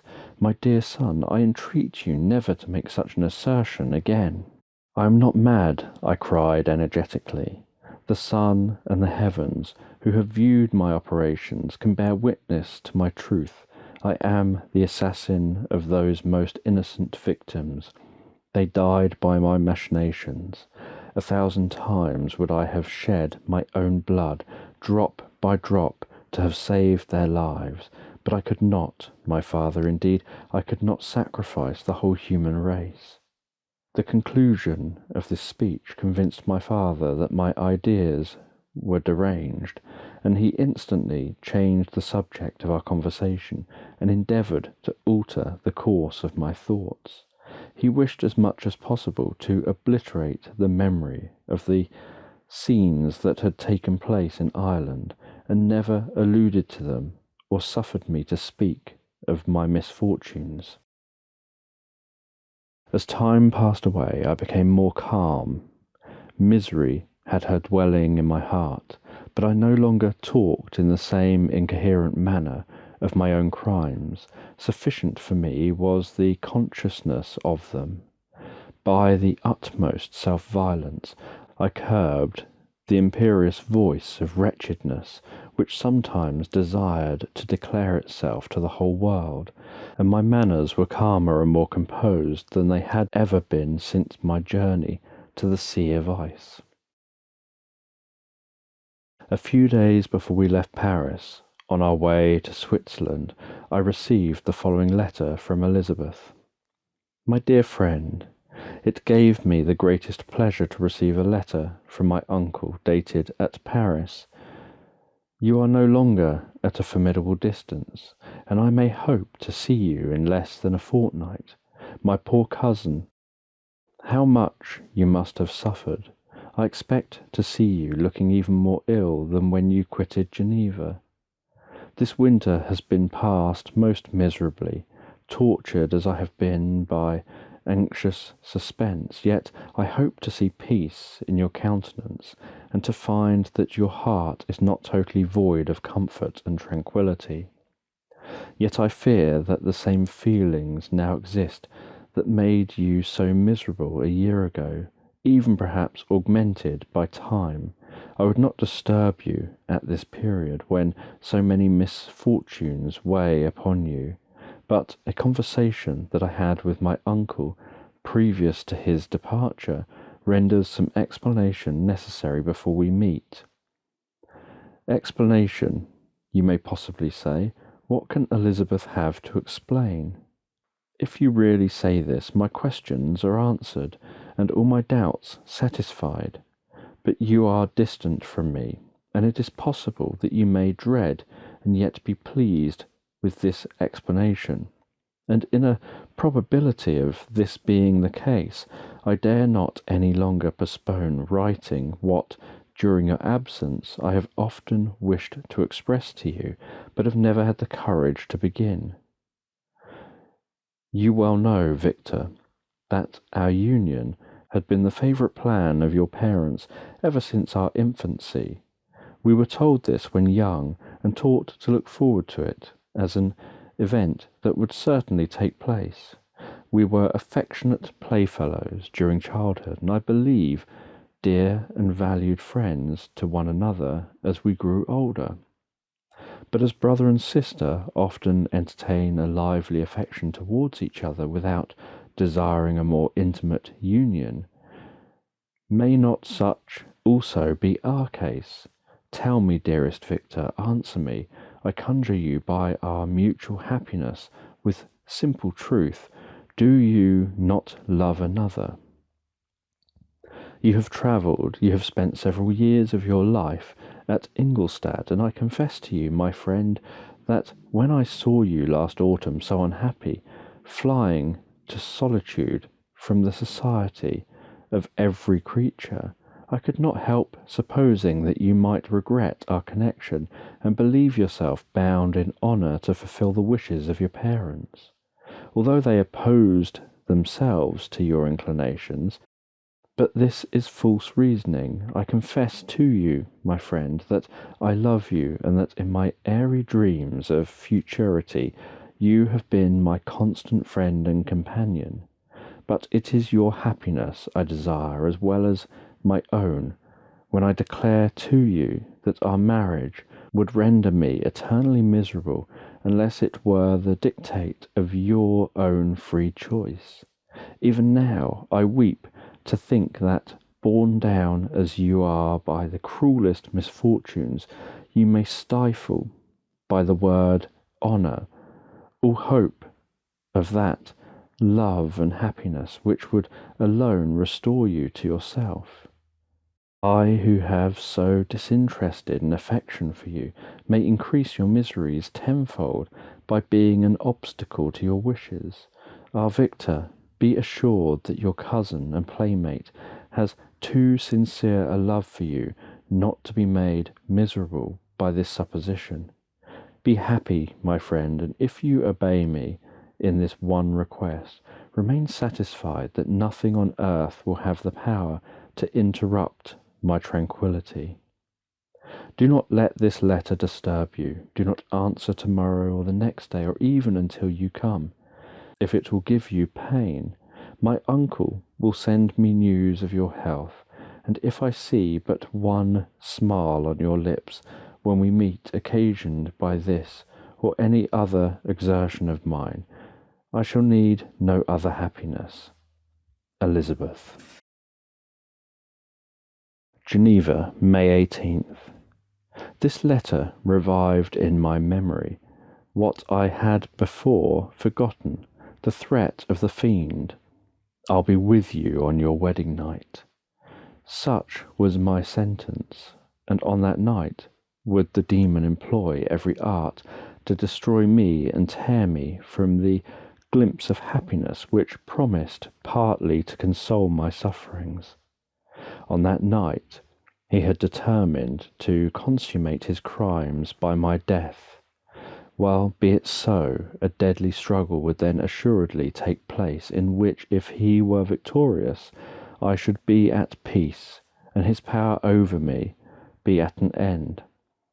If he were vanquished, I should be a free man. Alas, what freedom! Such as the peasant enjoys when his family have been massacred before his eyes, his cottage burned, his land laid waste, and he is turned adrift, homeless, penniless and alone, but free. Such would be my liberty, except that in my Elizabeth I possessed a treasure, alas, balanced by those horrors of remorse and guilt which would pursue me until death. Sweet and beloved Elizabeth, I read and reread her letter, and some softened feelings stole into my heart and dared to whisper paradisiacal dreams of love and joy. But the apple was already eaten, and the angel's arm bared to drive me from all hope. Yet I would die to make her happy. If the monster executed his threat, death was inevitable. Yet again I considered whether my marriage would hasten my fate. My destruction might indeed arrive a few months sooner, but if my torturer should suspect that I postponed it, influenced by his menace, he would surely find another and perhaps more dreadful means of revenge. He had vowed to be with me on my wedding night, yet he did not consider that threat as binding him to peace in the meantime. For as if to show me that he was not yet satisfied with blood, he had murdered Clerval immediately after the enunciation of his threats. I resolved, therefore, that if my immediate union with my cousin would conduce either to hers or my father's happiness, my adversary's design against my life should not retard in a single hour. In this state of mind I wrote to Elizabeth. My letter was calm and affectionate. I fear, my beloved girl, I said, little happiness remains for us on earth, yet all that I may one day enjoy is centred in you. Chase away your idle fears, to you alone do I consecrate my life, and my endeavours for contentment. I have one secret, Elizabeth, a dreadful one. When revealed to you, it will chill your frame with horror, and then, far from being surprised at my misery, you'll only wonder that I survive what I have endured. I will confide this tale of misery and terror to you the day after our marriage takes place. For my sweet cousin, there must be perfect confidence between us, but until then, I conjure you, do not mention or allude to it. This I most earnestly entreat, and I know you will comply. In about a week after the arrival of Elizabeth's letter, we returned to Geneva. The sweet girl welcomed me with warm affection, yet tears were in her eyes as she beheld my emaciated frame and feverish cheeks. I saw a change in her also. She was thinner and had lost much of the heavenly vivacity that had before charmed me, but her gentleness and soft looks of compassion made her a more fit companion for one blasted and miserable as I was.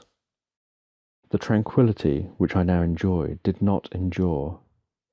Memory brought madness with it, and when I thought of what had passed, a real insanity possessed me. Sometimes I was furious and burnt with rage, sometimes low and despondent. I neither spoke nor looked at anyone, but sat motionless, bewildered by the multitude of miseries that overcame me. Elizabeth alone had the power to draw me from these fits. Her gentle voice would soothe me when transported by passion, and inspire me with human feelings when sunk in torpor. She wept with me and for me. When reason returned, she would remonstrate and endeavour to inspire me with resignation. Ah, it is well for the unfortunate to be resigned, but for the guilty there is no peace. The agonies of remorse poison the luxury that is otherwise sometimes found in indulging the excess of grief. Soon after my arrival, my father spoke of my immediate marriage with Elizabeth. I remained silent. "Have you some other attachment?" "None on earth. I love Elizabeth, and look forward to our union with delight." "Let the day, therefore, be fixed, and on it I will consecrate myself in life or death to the happiness of my cousin." "My dear Victor, do not speak thus. Heavy misfortunes have befallen us, but let us only cling closer to what remains, and transfer our love for those whom we have lost to those who yet live. Our circle will be small, but bound close by the ties of affections and mutual misfortune. And when time shall have softened your despair, new and dear objects of care will be born to replace those of whom we have been so cruelly deprived. Such were the lessons of my father, but to me the remembrance of the threat returned, nor can you wonder that, omnipotent as the fiend had yet been in his deeds of blood, I should almost regard him as invincible, and that when he had pronounced the words, "I shall be with you on your wedding night," I should regard the threatened fate as unavoidable. But death was no evil to me, if the loss of Elizabeth were balanced with it, and I therefore, with a contented and even cheerful countenance, agreed with my father that if my cousin would consent, the ceremony should take place in 10 days, and thus put, as I imagined, the seal to my fate. Great God, if for one instant I had thought what might be the hellish intention of my fiendish adversary, I would rather have banished myself forever from my native country, and wandered a friendless outcast over the earth, than have consented to this miserable marriage. But as if possessed of magic powers, the monster had blinded me to his real intentions. And when I thought that I had prepared only for my own death, I hastened that of a far dearer victim. As the period fixed for our marriage drew nearer, whether from cowardice or a prophetic feeling, I felt my heart sink within me. But I concealed my feelings by an appearance of hilarity that brought smiles and joy to the countenance of my father, but hardly deceived the ever watchful and nicer eye of Elizabeth. She looked forward to our union with placid contentment, not unmingled with a little fear, which past misfortunes had impressed, that what now appeared certain and tangible, happiness might soon dissipate into an airy dream and leave no trace but deep and everlasting regret. Preparations were made for the event. Congratulatory visits were received, and all wore a smiling appearance. I shut up as well as I could in my own heart the anxiety that preyed there, and entered with seeming earnestness into the plans of my father. Although they might only serve as the decorations of my tragedy. Through my father's exertions, a part of the inheritance of Elizabeth had been restored to her by the Austrian government. A small possession on the shores of Como belonged to her. It was agreed that immediately after our union we should proceed to Villa Lavenza and spend our first days of happiness beside the beautiful lake near which it stood. In the meantime, I took every precaution to defend my person in case the fiend should openly attack me. I carried pistols and a dagger constantly about me, and was ever on the watch to prevent artifice, and by these means gained a greater degree of tranquillity. Indeed, as the period approached, the threat appeared more as a delusion, not to be regarded as worthy to disturb my peace, while the happiness I hoped for in my marriage wore a greater appearance of certainty as the day fixed for its solemnization drew nearer, and I heard it continually spoken of as an occurrence which no accident could possibly prevent. Elizabeth seemed happy. My tranquil demeanour contributed greatly to calm her mind, but on the day that was to fulfil my wishes and my destiny, she was melancholy, and a presentiment of evil pervaded her, and perhaps also she thought of the dreadful secret which I had promised to reveal to her on the following day. My father was in the meantime overjoyed, and in the bustle of preparation only recognized in the melancholy of his niece the diffidence of a bride.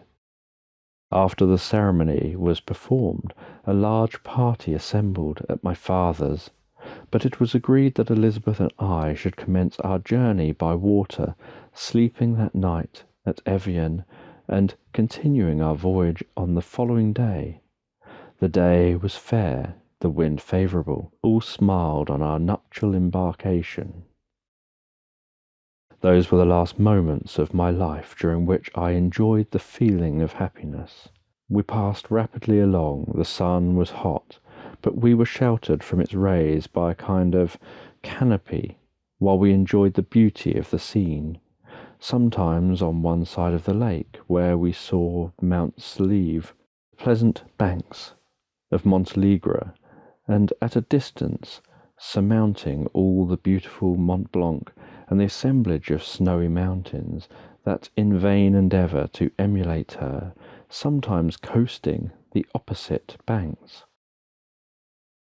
We saw the mighty Jura opposing its dark side to the ambition that would quit into native country, and an almost insurmountable barrier to the invader who should wish to enslave it. I took the hand of Elizabeth. "You are sorrowful, my love. Ah, if you knew what I have suffered, and what I may yet endure, you would endeavour to let me taste the quiet and freedom from despair that this one day at least permits me to enjoy." "Be happy, my dear Victor," replied Elizabeth. "There is, I hope, nothing to distress you, and be assured that if a lively joy is not painted in my face, my heart is contented. Something whispers to me not to depend too much on the prospect that is opened before us, but I will not listen to such a sinister voice. Observe how fast we move along, and how the clouds, which sometimes obscure and sometimes rise above the dome of Mont Blanc, render the scene of beauty still more interesting. Look also at the innumerable fish that are swimming in the clear waters, where we can distinguish every pebble that lies at the bottom. What a divine day! How happy and serene all nature appears!" Thus Elizabeth endured to divert her thoughts and mine from all reflection upon melancholy subjects, but her temper was fluctuating. Joy for a few instants shone in her eyes, but it continually gave place to distraction and reverie. The sun sank lower in the heavens. We passed the river Drance and observed its path through the chasms of the higher and the glens of the lower hills. The Alps here come closer to the lake, and we approached the amphitheatre of mountains which forms its eastern boundary. The spire of Evian shone under the woods that surrounded it, and the range of mountain above mountain by which it was overhung. The wind, which had hitherto carried us along with amazing rapidity, sank at sunset to a light breeze. The soft air just ruffled the water and caused a pleasant motion among the trees as we approached the shore, from which it wafted the most delightful scent of flowers and hay. The sun sank beneath the horizon as we landed, and I touched the shore. I felt those cares and fears revive which soon were to clasp me and cling to me forever. Chapter 23. It was 8 o'clock when we landed. We walked for a short time on the shore, enjoying the transitory light, and then retired to the inn and contemplated the lovely scene of waters, woods, and mountains, obscured in darkness, yet still displaying their black outlines. The wind, which had fallen in the south, now rose with great violence in the west. The moon had reached her summit in the heavens and was beginning to descend. The clouds swept across it swifter than the flight of the vulture and dimmed her rays, while the lake reflected the scene of the busy heavens, rendered still busier by the restless waves that were beginning to rise. Suddenly a heavy storm of rain descended. I had been calm during the day, but so soon as night obscured the shapes of objects, 1,000 fears arose in my mind. I was anxious and watchful, while my right hand grasped a pistol which was hidden in my bosom. Every sound terrified me, but I resolved that I would sell my life dearly and not shrink from the conflict until my own life or that of my adversary was extinguished. Elizabeth observed my agitation for some time in timid and fearful silence, but there was something in my glance which communicated terror to her, and trembling she asked, "What is it that agitates you, my dear Victor? What is it you fear?" "Oh, peace, peace, my love," replied I. "This night, and all will be safe. But this night is dreadful, very dreadful." I passed an hour in this state of mind, when suddenly I reflected how fearful the combat which I momentarily expected would be to my wife, and I earnestly entreated her to retire, resolving not to join her until I had obtained some knowledge as to the situation of my enemy. She left me, and I continued some time walking up and down the passages of the house and inspecting every corner that might afford a retreat to my adversary. But I discovered no trace of him, and was beginning to conjecture that some fortunate chance had intervened to prevent the execution of his menace, when suddenly I heard a shrill and dreadful scream. It came from the room into which Elizabeth had retired. As I heard it, the whole truth rushed into my mind. My arms dropped, the motion of every muscle and fibre was suspended. I could feel the blood trickling in my veins and the tingling in my extremities of my limbs. This state lasted but for an instant. The scream was repeated, and I rushed into the room. Great God! Why did I not then expire? Why am I here to relate the destruction of the best hope and the purest creature on earth? She was there, lifeless and inanimate, thrown across the bed, her head hanging down, her pale and distorted features half covered by her hair. Everywhere I turn, I see the same figure, her bloodless arms and relaxed form flung by the murderer on its bridal bier. Could I behold this and live? Alas, life is obstinate, and clings closest where it is most hated. For a moment only did I lose recollection. I fell senseless on the ground. When I recovered, I found myself surrounded by the people of the inn. Their countenance expressed a breathless terror, but the horror of others appeared only as a mockery, a shadow of the feeling that oppressed me. I escaped from them to the room where lay the body of Elizabeth, my love, my wife, so lately living, so dear, so worthy.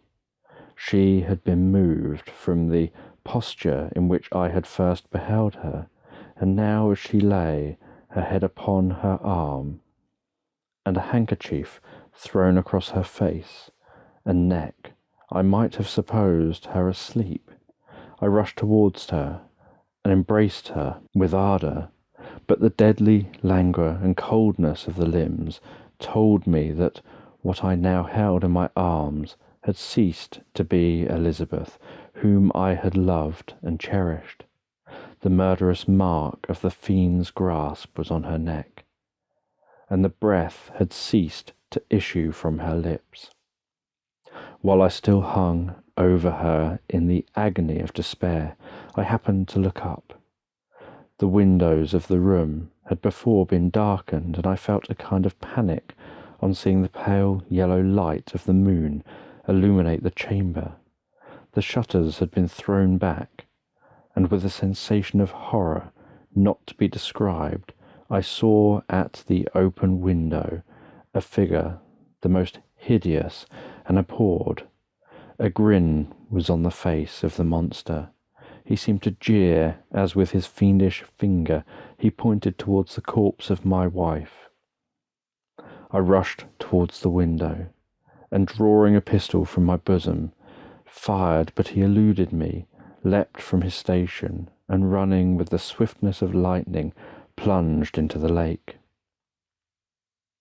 The report of the pistol brought a crowd into the room. I pointed to the spot where he had disappeared, and we followed the tracks with boats. Nets were cast, but in vain. After passing several hours, we returned hopeless, most of my companions believing it to have been a form conjured up by my fancy. After having landed, they proceeded to search the country, parties going in different directions among the woods and vines. I attempted to accompany them, and proceeded a short distance from the house, but my head whirled round. My steps were like those of a drunken man. I fell at last in a state of utter exhaustion. A film covered my eyes, and my skin was parched with the heat of fever. In this state I was carried back and placed on a bed, hardly conscious of what had happened. My eyes wandered around the room as if to seek something that I had lost. After an interval I arose, and as if by instinct crawled into the room where the corpse of my beloved lay. There were women weeping around. I hung over it and joined my sad tears to theirs. All this time no distinct idea presented itself to my mind, but my thoughts rambled to various subjects, reflecting confusedly on my misfortunes and their cause. I was bewildered in a cloud of wonder and horror. The death of William, the execution of Justine, the murder of Clerval, and lastly of my wife. Even at that moment I knew not that my only remaining friends were safe from the malignity of the fiend. My father, even now, might be writhing under his grasp, and Ernest might be dead at his feet. This idea made me shudder, and recalled me to action. I started up and resolved to return to Geneva with all possible speed. There were no horses to be procured, and I must return by the lake. But the wind was unfavourable, and the rain fell in torrents. However, it was hardly morning, and I might reasonably hope to arrive by night. I hired men to row, and took an oar myself, for I had always experienced relief from mental torment in bodily exercise. But the overflowing misery I now felt, and the excess of agitation that I endured, rendered me incapable of any exertion. I threw down the oar, and leaning my head upon my hands, gave way to every gloomy idea that arose. If I looked up, I saw scenes which were familiar to me in my happier time, and which I had contemplated but the day before in the company of her who was now but a shadow and a recollection. Tears streamed from my eyes. The rain had ceased for a moment, and I saw the fish play in the waters, as they had done a few hours before. They had then been observed by Elizabeth. Nothing is so painful to the human mind as a great and sudden change. The sun might shine, or the clouds might lower, but nothing could appear to me as it had done the day before. A fiend had snatched from me every hope of future happiness. No creature had ever been so miserable as I was. So frightful an event is single in the history of man. But why should I dwell upon the incidents that followed this last overwhelming event? Mine has been a tale of horrors. I have reached their acme, and what I must now relate can but be tedious to you. Know that one by one my friends were snatched away. I was left desolate. My own strength is exhausted, and I must tell in a few words what remains of my hideous narration. I arrived at Geneva. My father and Ernest yet lived, but the former sunk under the tidings that I bore. I see him now, excellent and venerable old man. His eyes wandered in vacancy, for they had lost their charm and their delight. His Elizabeth, his more than daughter, whom he doted on with all the affection which a man feels, who in the decline of life, having few affections, clings more earnestly to those that remain. Cursed, cursed by the fiend that brought misery on his grey hairs, and doomed him to waste in wretchedness. He could not live under the horrors that were accumulated around him. The springs of existence suddenly gave way. He was unable to rise from his bed, and in a few days he died in my arms. What then became of me, I know not. I lost sensations, and chains and darkness were the only objects that pressed upon me. Sometimes indeed I dreamt that I wandered in flowery meadows and pleasant vales with the friends of my youth, but I awoke and found myself in a dungeon. Melancholy followed, but by degree I gained a clear conception of my miseries and situation, and was then released from my prison, for they had called me mad, and during many months, as I understood, a solitary cell had been my habitation. Liberty, however, had been a useless gift to me, had I not, as I awakened to reason, at the same time awakened to revenge. As the memory of past misfortunes pressed upon me, I began to reflect on their cause, the monster whom I had created, the miserable demon who I had sent abroad into the world for my destruction. I was possessed by a maddening rage when I thought of him, and desired and ardently prayed that I might have him within my grasp to wreak and greet and signal revenge on his cursed head. Nor did my hate long confine itself to useless wishes. I began to reflect on the best means of securing him, and for the purpose about a month after my release, I repaired to a criminal judge in the town and told him that I had an accusation to make, that I knew the destroyer of my family, and that I required him to exert his whole authority for the apprehension of the murderer. The magistrate listened to me with attention and kindness. "Be assured, sir," said he, "no pains or exertion on my part shall be spared to discover the villain." "I thank you," replied I. "Listen, therefore, to the disposition that I have to make. It is indeed a tale so strange that I should fear you would not credit it, were there not something in truth which, however wonderful, forces conviction. The story is too connected to be mistaken for a dream, and I have no motive for falsehood." My manner, as I thus addressed him, was impressive but calm. I had formed in my own heart a resolution to pursue my destroyer to death, and this purpose quieted my agony, and for an interval reconciled me to life. I now related my history briefly, but with firmness and precision, marking the dates with accuracy, and never deviating into invective or exclamation. The magistrate appeared at first perfectly incredulous, but as I continued he became more attentive and interested. I saw him sometimes shudder with horror, at others a lively surprise, unmingled with disbelief, was painted on his countenance.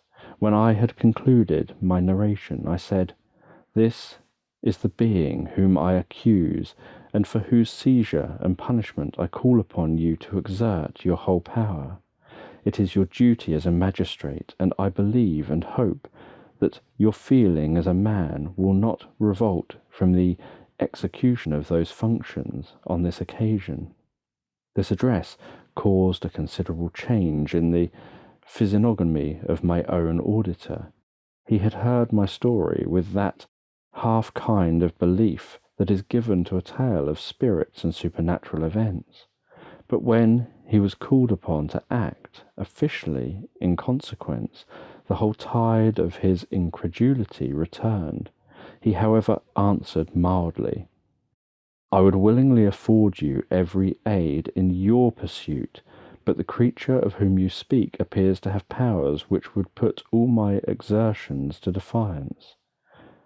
Who can follow an animal which can traverse the sea of ice, and inhabit caves and dens, where no man would venture to intrude? Besides, some months have elapsed since the commission of his crimes, and no one can conjecture to what place he has wandered, or what region he may now inhabit. I do not doubt that he hovers near the spot which I inhabit, and if he has indeed taken refuge in the Alps, he may be hunted and destroyed like a beast of prey. But I perceive your thoughts. You do not credit my narrative, and do not intend to pursue my enemy with the punishment which is his desert." As I spoke, rage sparkled in my eyes. The magistrate was intimidated. "You are mistaken," said he. "I will exert myself, and if it is in my power to seize the monster, be assured that he shall suffer punishment proportionate to his crimes. But I fear, from what you have yourself described to be his properties, that this will prove impracticable, and thus, while every proper measure is pursued, you should make up your mind to disappointment." "That cannot be, but all that I can say will be of little avail. My revenge is of no moment to you. Yet, while I allow it to be a vice, I confess that it is the devouring and only passion of my soul. My rage is unspeakable when I reflect that the murderer whom I have turned loose upon society still exists. You refuse my just demand. I have but one resource, and I devote myself either in my life or death to his destruction. I trembled with excess of agitation as I said this. There was a frenzy in the manner, and something I doubt not of that hoity fierceness that the martyrs of old are said to have possessed. But to a Genevan magistrate, whose mind was occupied by far other ideas than those of devotion and heroism, this elevation of mind had much the appearance of madness. He endeavoured to soothe me as a nurse does a child, and reverted to my tale as the effects of delirium.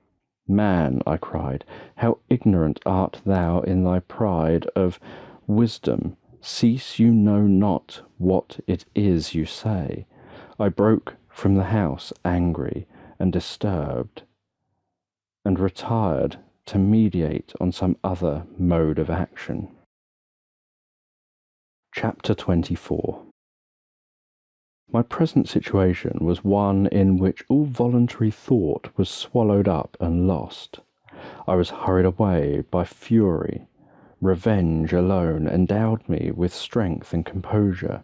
It moulded my feelings and allowed me to be calculating and calm at periods when otherwise delirium or death would have been my portion. My first resolution was to quit Geneva forever.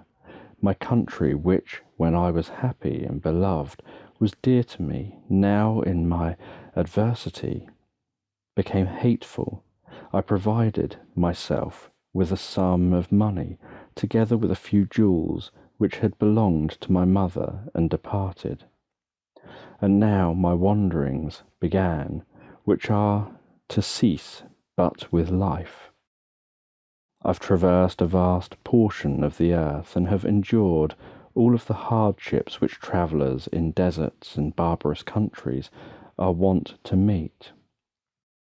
How I have lived I hardly know. Many times I stretched my failing limbs upon the sandy plains and prayed for death, but revenge kept me alive. I dared not die and leave my adversary in being. When I quitted Geneva, my first labour was to gain some clue by which I might trace the steps of my fiendish enemy. But my plan was unsettled, and I wandered many hours round the confines of the town, uncertain what path I should pursue. As night approached, I found myself at the entrance of the cemetery where William, Elizabeth, and my father reposed. I entered it and approached the tomb which marked their graves. Everything was silent except the leaves of the trees, which were gently agitated by the wind. The night was nearly dark, and the scene would have been solemn and affecting even to the uninterested observer. The spirits of the departed seemed to flit around and to cast a shadow, which was felt but not seen, around the head of the mourners. The deep grief which this scene had at first excited quickly gave way to rage and despair. They were dead, and I lived. Their murderer also lived, and to destroy him I must drag out my weary existence. I knelt on the grass and kissed the earth, and with quivering lips exclaimed, "By the sacred earth on which I kneel, by the shades that wander near me, by the deep and eternal grief that I feel, I swear, and by thee, O night, and the spirits that preside over thee, to pursue the demon who caused this misery, until he or I shall perish in mortal conflict. For this purpose I'll preserve my life to execute this dear revenge. Will I again behold the sun and tread the green herbage of earth, which otherwise should vanish from my eyes forever, and I call on you, spirits of the dead, and on you, wandering ministers of vengeance, to aid and conduct me in my work. Let the cursed and hellish monster drink deep of agony. Let him feel the despair that now torments me." I had begun my adjuration with solemnity, and an awe which almost assured me that the shades of my murdered friends heard and approved my devotion. But the furies possessed me, and I concluded, and rage choked my utterance. I was answered through the stillness of night by a loud and fiendish laugh. It rang on my ears long and heavily. The mountains re-echoed it, and I felt as if all hell surrounded me with mockery and laughter. Surely in that moment I should have been possessed by frenzy and have destroyed my miserable existence, but that my vow was heard and that I was reserved for vengeance. The laughter died away, when a well-known and abhorred voice, apparently close to my ear, addressed me in an audible whisper.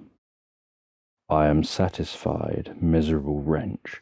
You have determined to live, and I am satisfied."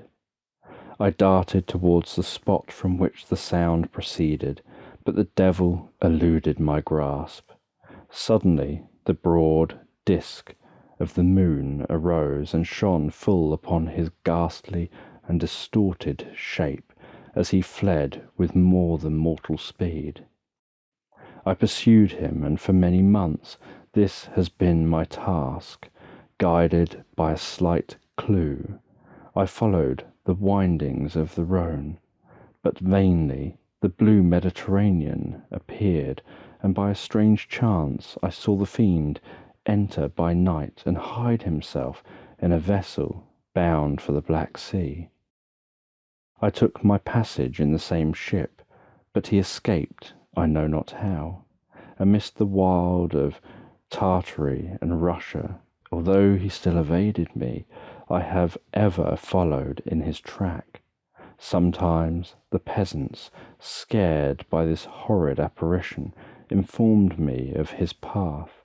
Sometimes he himself, who feared that if I lost all trace of him, I should despair and die, left some mark to guide me.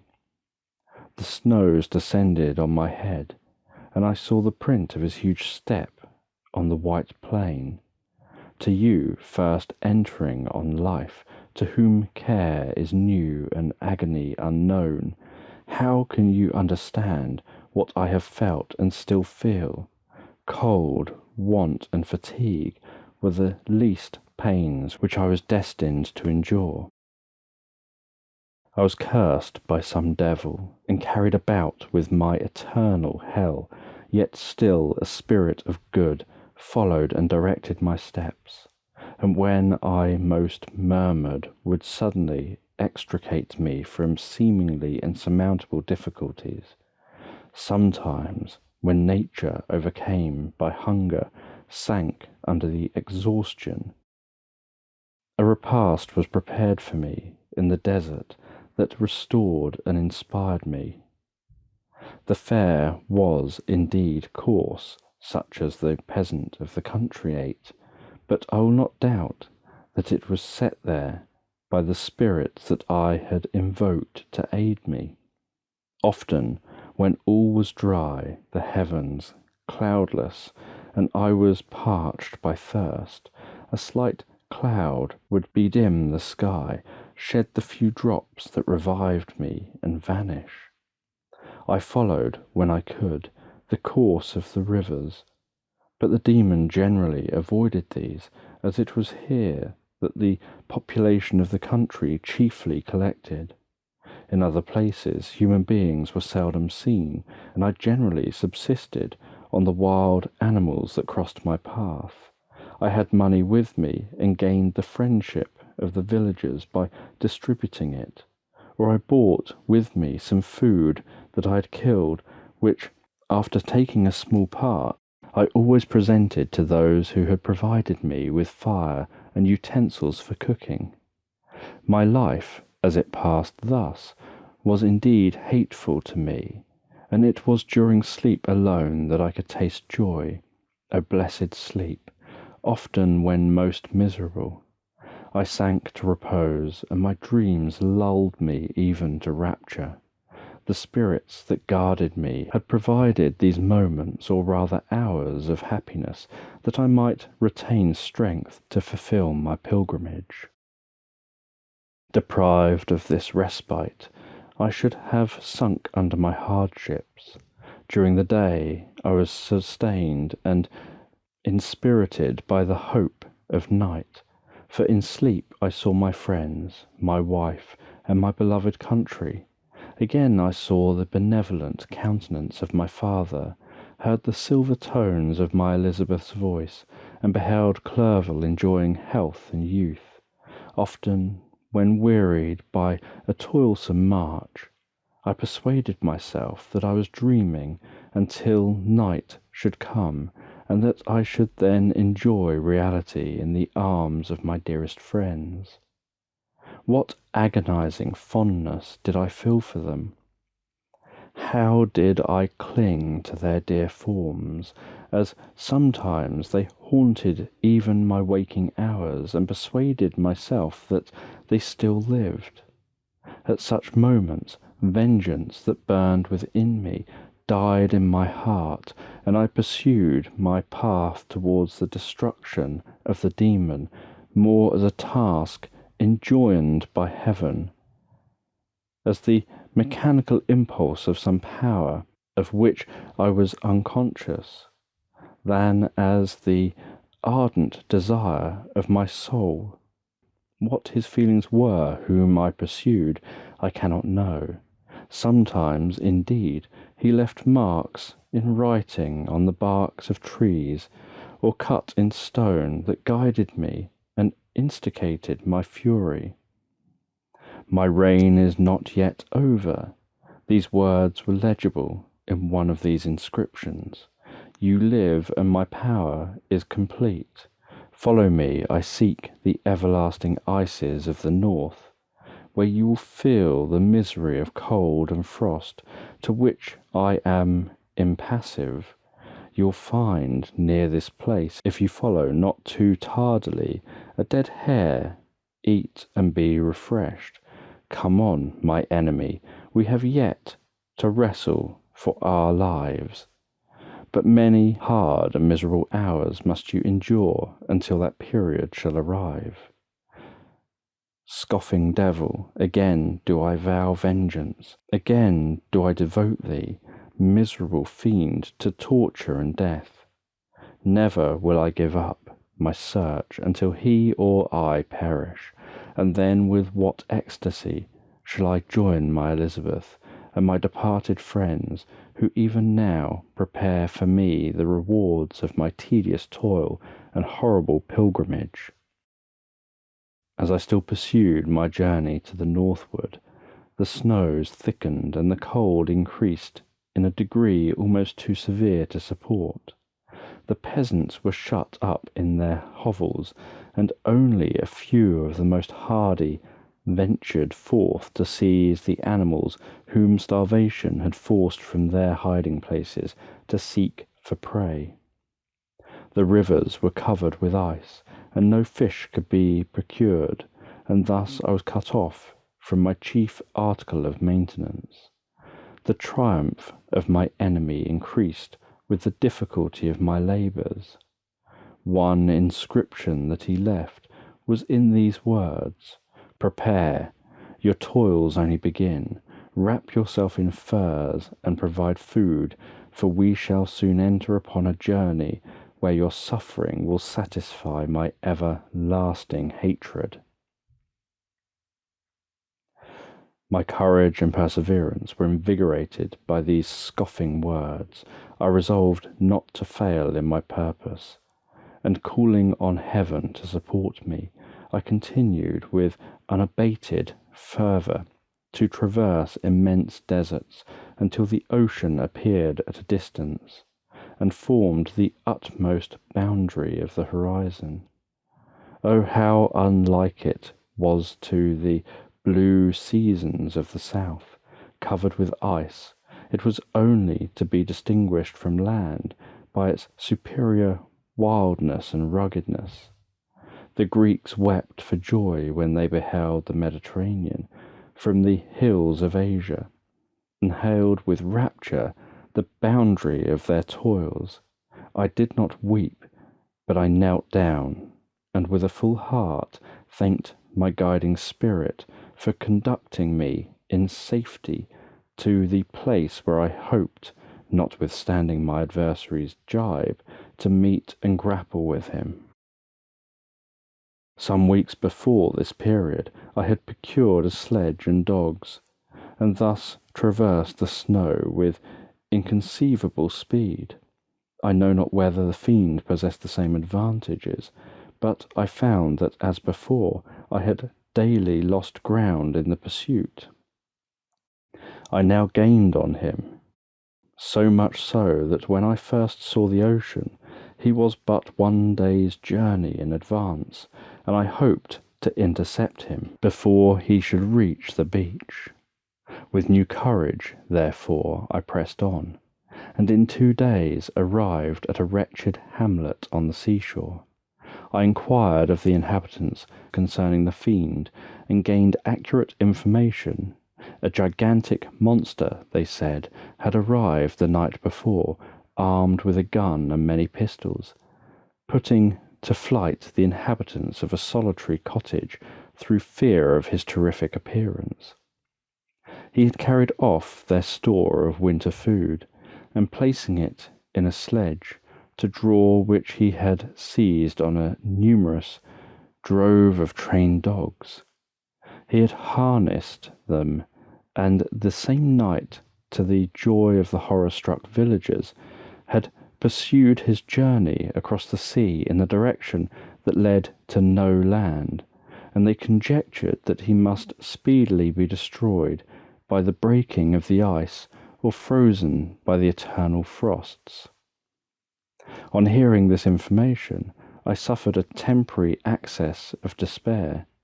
He had escaped me, and I must commence a destructive and almost endless journey across the mountainous ices of the ocean, amidst cold that few of the inhabitants could long endure, and which I, the native of a genial and sunny climate, could not hope to survive. Yet at the idea that the fiend should live and be triumphant, my rage and vengeance returned, and like a mighty tide overwhelmed every other feeling. After a slight repose, during which the spirits of the dead hovered round and instigated me to toil and revenge, I prepared for my journey. I exchanged my land sled for one fashioned for the inequalities of the frozen ocean, and purchasing a plentiful stock of provisions, I departed from land. I cannot guess how many days have passed since then, but I have endured misery which nothing but the eternal sentiment of a just retribution burning within my heart could have enabled me to support. Immense and rugged mountains of ice often barred up my passage, and I often heard the thunder of the ground sea which threatened my destruction.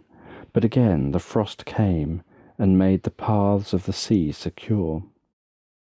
By the quantity of provision which I had consumed, I should guess that I had passed 3 weeks in this journey, and the continual protraction of hope returning back upon the heart often wrung bitter drops of despondency and grief from my eyes. Despair had indeed almost secured her prey, and I should soon have sunk beneath the misery. Once, after the poor animals that conveyed me had with incredible toil gained the summit of a sloping ice mountain, and one sinking under his fatigue died. I viewed the expanse before me with anguish, when suddenly my eye caught a dark speck upon the dusky plain. I strained my sight to discover what it could be, and uttered a wild cry of ecstasy when I distinguished a sledge and the distorted proportions of a well-known form within. Oh, with what a burning gush did hope revisit my heart! Warm tears filled my eyes which I hastily wiped away, that they might not intercept the view I had of the demon.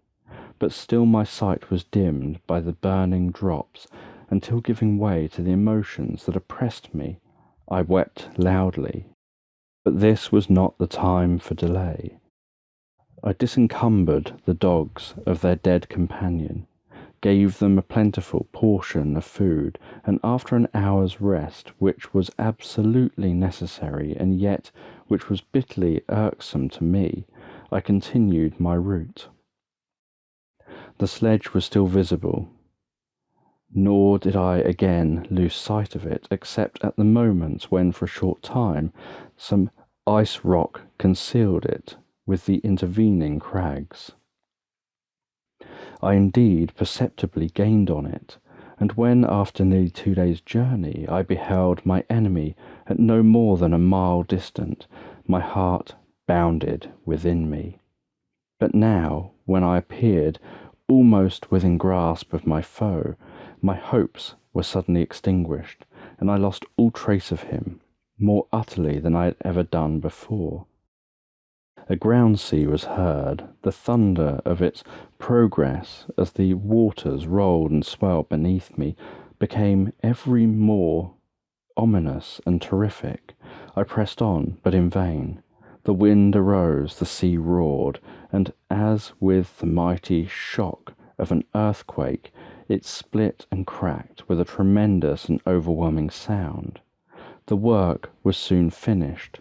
In a few minutes, a tumultuous sea rolled between me and my enemy, and I was left drifting on a scattered piece of ice that was continually lessening and thus preparing for me a hideous death. In this manner many appalling hours passed, several of my dogs died, and I myself was about to sink under the accumulation of distress, when I saw your vessel riding at anchor and holding forth to me hopes of life. I had no conception that vessels ever came so far north, and was astounded at the sight. I quickly destroyed part of my sledge to construct oars, and by these means was enabled with infinite fatigue to move my ice raft in the direction of your ship. I had determined, if you were going southward, still to trust myself to the mercy of the seas rather than abandon my purpose. I hoped to induce you to grant me a boat with which I could pursue my enemy, but your direction was northward. You took me on board when my vigour was exhausted, and I should soon have sunk under my multiplied hardships into a death which I still dread, for my task is unfulfilled. Oh, when will my guiding spirit, in conducting me to the demon, allow me the rest I so much desire, or must I die, and he yet live? If I do, swear to me, Walton, that he shall not escape, that you will seek him and satisfy my vengeance in his death. And do I dare to ask of you to undertake my pilgrimage, to endure the hardship that I have undergone? No, I am not so selfish, yet when I am dead, if he should appear, if the minister of vengeance should conduct him to you, swear that he shall not live, swear that he shall not triumph over my accumulated woes and survive to add to the list of his dark crimes. He is eloquent and persuasive, and once his words had even power over my heart, but trust him not. His soul is as hellish as his form, full of treachery and fiend-like malice. Hear him not. Call on the names of William, Justine, Clerval, Elizabeth, my father, and of the wretched Victor, and thrust your sword into his heart. I will hover near and direct the steel aright. Walton in continuation. August 26th. You have read this strange and terrific story, Margaret, and do you not feel your blood congeal with horror like that which even now curdles mine. Sometimes, seized with sudden agony, he could not continue his tale; at others his voice broken, yet piercing, uttered with difficulty the words so replete with anguish. His fine and lovely eyes were now lighted up with indignation, now subdued to downcast sorrow, and quenched in infinite wretchedness. Sometimes he commanded his countenance and tones, and related the most horrible incidents with a tranquil voice, suppressing every mark of agitation. Then, like a volcano bursting forth, his face would suddenly change to an expression of the wildest rage as he shrieked out imprecations on his prosecutor. His tale is connected and told with an appearance of the simplest truth, yet I owe to you that the letters of Felix and Safie which he showed me, and the apparitions of the monster seen from our ship, brought to me a greater conviction of the truth of his narrative than his asseverations, however earnest and connected. Such a monster has, then, really existence. I cannot doubt it, yet I am lost in surprise and admiration. Sometimes I endeavoured to gain from Frankenstein the particulars of his creature's formation, but on this point he was impenetrable. "Are you mad, my friend?" said he, "or whither does your senseless curiosity lead you? Would you also create for yourself and the world a demoniacal enemy? Peace, peace, learn my miseries, and do not seek to increase your own." Frankenstein discovered that I made notes concerning his history. He asked to see them, and then himself corrected and augmented them in many places, but principally in giving the life and spirit to the conversations he held with his enemy. "Since you have persevered my narration," said he, "I would not that a mutilated one should go down to posterity. Thus has a week passed away, while I have listened to the strangest tale that ever imagination formed. My thoughts and every feeling of my soul have been drunk up by the interest for my guest which this tale and his own elevated and gentle manners have created. I wish to soothe him, yet can I counsel one so infinitely miserable, so destitute of every hope of consolation to live? Oh no, the only joy that he can now know will be when he composes his shattered spirit to peace and death. Yet he enjoys one comfort, the offspring of solitude and the delirium.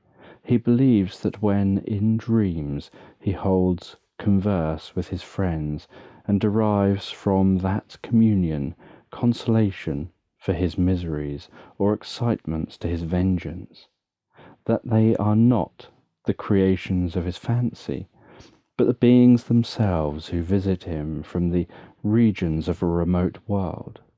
This faith gives a solemnity to his reveries that render them to me almost as imposing and interesting as truth. Our conversations are not always confined to his own history and misfortunes.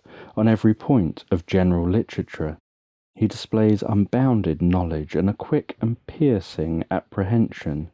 His eloquence is forcible and touching, nor can I hear him when he relates a pathetic incident, or endeavours to move the passions of pity or love without tears. What a glorious creature must he have been in the days of his prosperity, when he is thus noble and godlike in ruin. He seems to feel his own worth, and the greatness of his fall. "When younger," said he, "I believed myself destined for some great enterprise. My feelings are profound, but I possessed a coolness of judgment that fitted me for illustrious achievements. This sentiment of the worth of my nature supported me when others would have been oppressed, for I deemed it criminal to throw away the useless grief, those talents that might be useful to my fellow creatures. When I reflected on the work I had completed, no less a one than the creation of a sensitive and rational animal, I could not rank myself with the herd of common projectors, but this thought which supported me in the commencement of my career now serves only to plunge me lower into the dust. All my speculations and hopes are as nothing, and like the archangel who aspires to omnipotence, I am chained in an eternal hell. My imagination was vivid, yet my powers of analysis and my application were intense. By the union of these qualities, I conceived the idea and executed the creation of a man. Even now I cannot recollect without passion my reveries while the work was incomplete. I trod heavens in my thoughts, now exulting in my powers, now burning with the idea of their efforts. From my infancy I was imbued with high hopes and a lofty ambition, but how am I sunk? Oh, my friend, if you had known me as I once was, you would not recognize me in this state of degradation. Despondency rarely visited my heart. A high destiny seemed to bear me on until I fell, never, never again to rise. Must I then lose this admirable being? I have longed for a friend. I have sought one who would sympathize with and love me.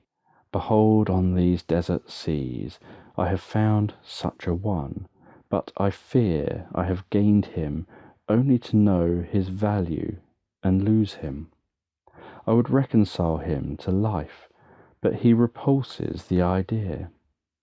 I thank you, Walton, he said, for your kind intentions towards so miserable a wretch, but when you speak of new ties and fresh affections, think you that any can replace those who are gone? Can any man be to me as Clerval was, or any woman another Elizabeth, even where the affections are not strongly moved by any superior excellence? The comparisons of our childhood always possess a certain power over our minds which hardly any later friend can obtain. They know our infantine dispositions, which, however they may be afterwards modified, are never eradicated, and they can judge of our actions with more certain conclusions as to the integrity of our motives. A sister or a brother can never, unless indeed such symptoms have been shown early, suspect the other of fraud or false dealing. When another friend, however strongly he may be attached, may, in spite of himself, be contemplated with suspicion. But I enjoyed friends, dear not only through habit and association, but also from their own merits, and whatever I am, the soothing voice of my Elizabeth and the conversation of Clerval will be ever whispered in my ear. They are dead, and but one feeling in such a solitude can persuade me to preserve my life. If I were engaged in any high undertaking or design, fraught with extensive utility to my fellow creatures, then could I live to fulfill it. But such is not my destiny. I must pursue and destroy the being to whom I gave existence. Then my lot on earth will be fulfilled, and I may die. September 2nd. My beloved sister, I write to you encompassed by peril, and ignorant whether I am ever doomed to see again dear England, and the dearer friends that inhabit it. I am surrounded by mountains of ice which admit of no escape, and threaten every moment to crush my vessel. The brave fellows whom I have persuaded to be my companions look towards me for aid, but I have none to bestow. There is something terribly appalling in our situation, yet my courage and hopes do not desert me. Yet it is terrible to reflect that the lives of all these men are endangered through me. If we are lost, my mad schemes are the cause. And what, Margaret, will be the state of your mind? You'll not hear of my destruction, and you'll anxiously await my return. Years will pass, and you'll have visitings of despair, and yet be tortured by hope.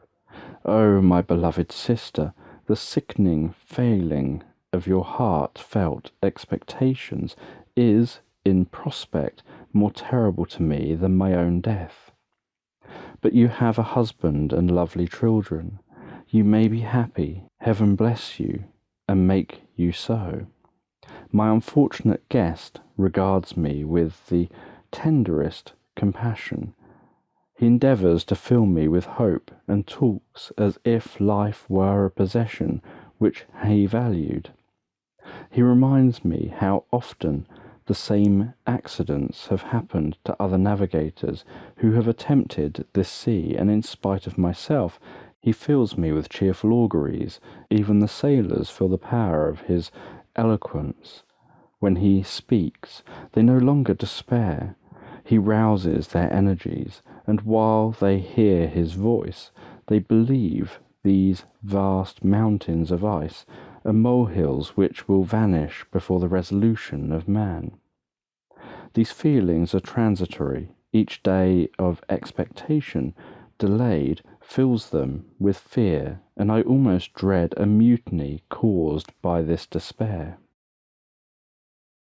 September 5th. A scene has just passed of such uncommon interest that although it is highly probable that these papers may never reach you, yet I cannot forbear recording it. We are still surrounded by mountains of ice, still in imminent danger of being crushed in their conflict. The cold is excessive, and many of my unfortunate comrades have already found a grave amidst this scene of desolation. Frankenstein has daily declined in health.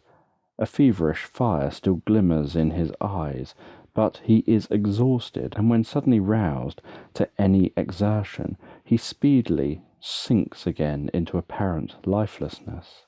I mentioned in my last letter the fears I entertained of a mutiny. This morning, as I sat watching the wan countenance of my friend, his eyes half closed and his limbs hanging listlessly, I was roused by half a dozen of the sailors who demanded admission into the cabin. They entered, and their leader addressed me.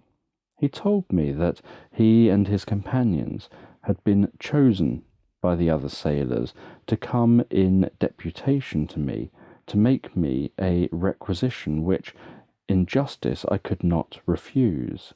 We were immersed in ice, and should probably never escape, but they feared that if, as was possible, the ice should dissipate and a free passage be opened, I should be rash enough to continue my voyage and lead them into fresh dangers, after they might happily have surmounted this. They insisted, therefore, that I should engage with a solemn promise that, if the vessel should be freed, I would instantly direct my course southward. This speech troubled me. I had not despaired, nor had I yet conceived the idea of returning, if set free. Yet could I, in justice or even in possibility, refuse this demand? I hesitated before I answered, when Frankenstein, who had at first been silent, and indeed appeared hardly to have force enough to attend, now roused himself His eyes sparkled, and his cheeks flushed with momentary vigour. Turning towards the men, he said, "What do you mean? What do you demand of your captain? Are you then so easily turned from your design? Did you not call this a glorious expedition? And wherefore was it glorious? Not because the way was smooth and placid as a southern sea, but because it was full of dangers and terror, because at every new incident your fortitude was to be called forth, and your courage exhibited because danger and death surrounded it. And these you were to brave and overcome, for this was it, an honourable undertaking. You were hereafter to be hailed as the benefactors of your species, your names adored as belonging to brave men who encountered death for honour and the benefit of mankind. And now behold, with the first imagination of danger, or, if you will, the first mighty and terrific trial of your courage, you shrink away and are content to be handed down as men who had not strength enough to endure cold and peril. And so, poor souls, they were chilly and returned to their warm firesides. Why, that requires not this preparation. Ye need not have come thus far, and dragged your captain to the shame of a defeat, merely to prove yourselves cowards. Oh, be men, or be more than men. Be steady to your proposes, and firm as a rock. This ice is not made of such stuff as your hearts may be. It is mutable, and cannot withstand you if you say that it shall not. Do not return to your families with the stigma of disgrace marked on your brows. Return as heroes who have fought and conquered, and who know not what it is to turn their backs on the foe." He spoke this with a voice so modulated to the different feelings expressed in his speech, with an eye so full of lofty design and heroism, that can you wonder that these men were moved? They looked at one another and were unable to reply. I spoke. I told them to retire and consider of what had been said, that I would not lead them farther north if they strenuously desired the contrary, but that I hoped that, with reflection, their courage would return. They retired, and I turned towards my friend, but he was sunk in languor, and almost deprived of life. How all this will terminate, I know not, but I had rather die than return shamefully, my purpose unfulfilled. Yet I fear such will be my fate. The men, unsupported by ideas of glory and honour, can never willingly continue to endure their present hardship. September 7th. The die is cast. I have consented to return if we are not destroyed. Thus are my hopes blasted by cowardice and indecision. I come back ignorant and disappointed. It requires more philosophy than I possess to bear this injustice with patience. September 12th. It is past. I am returning to England. I have lost my hopes of utility and glory. I have lost my friend, but I will endeavour to detail these bitter circumstances to you, my dear sister, and while I am wafted towards England and towards you, I will not despond. September 9th, the ice began to move, and roarings like thunder were heard at a distance as the islands split and cracked in every direction. We were in the most imminent peril, but as we could only remain passive, my chief attention was occupied by my unfortunate guest, whose illness increased in such a degree that he was entirely confined to his bed. The ice cracked behind us, and was driven with force towards the north. A breeze sprang from the west, and on the 11th the passage towards the south became perfectly free.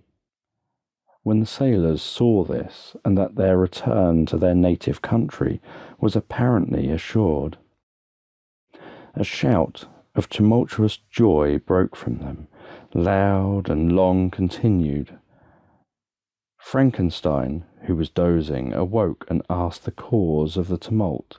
"They shout," I said, "because they will soon return to England." "Do you, then, really return?" "Alas, yes. I cannot withstand their demands. I cannot lead them unwillingly to danger, and I must return." "Do so if you will, but I will not. You may give up your purpose, but mine is assigned to me by heaven, and I dare not. I am weak, but surely the spirits who assist my vengeance will endow me with sufficient strength." Saying this, he endeavoured to spring from the bed, but the exertion was too great for him. He fell back and fainted. It was long before he was restored, and I often thought that life was entirely extinct.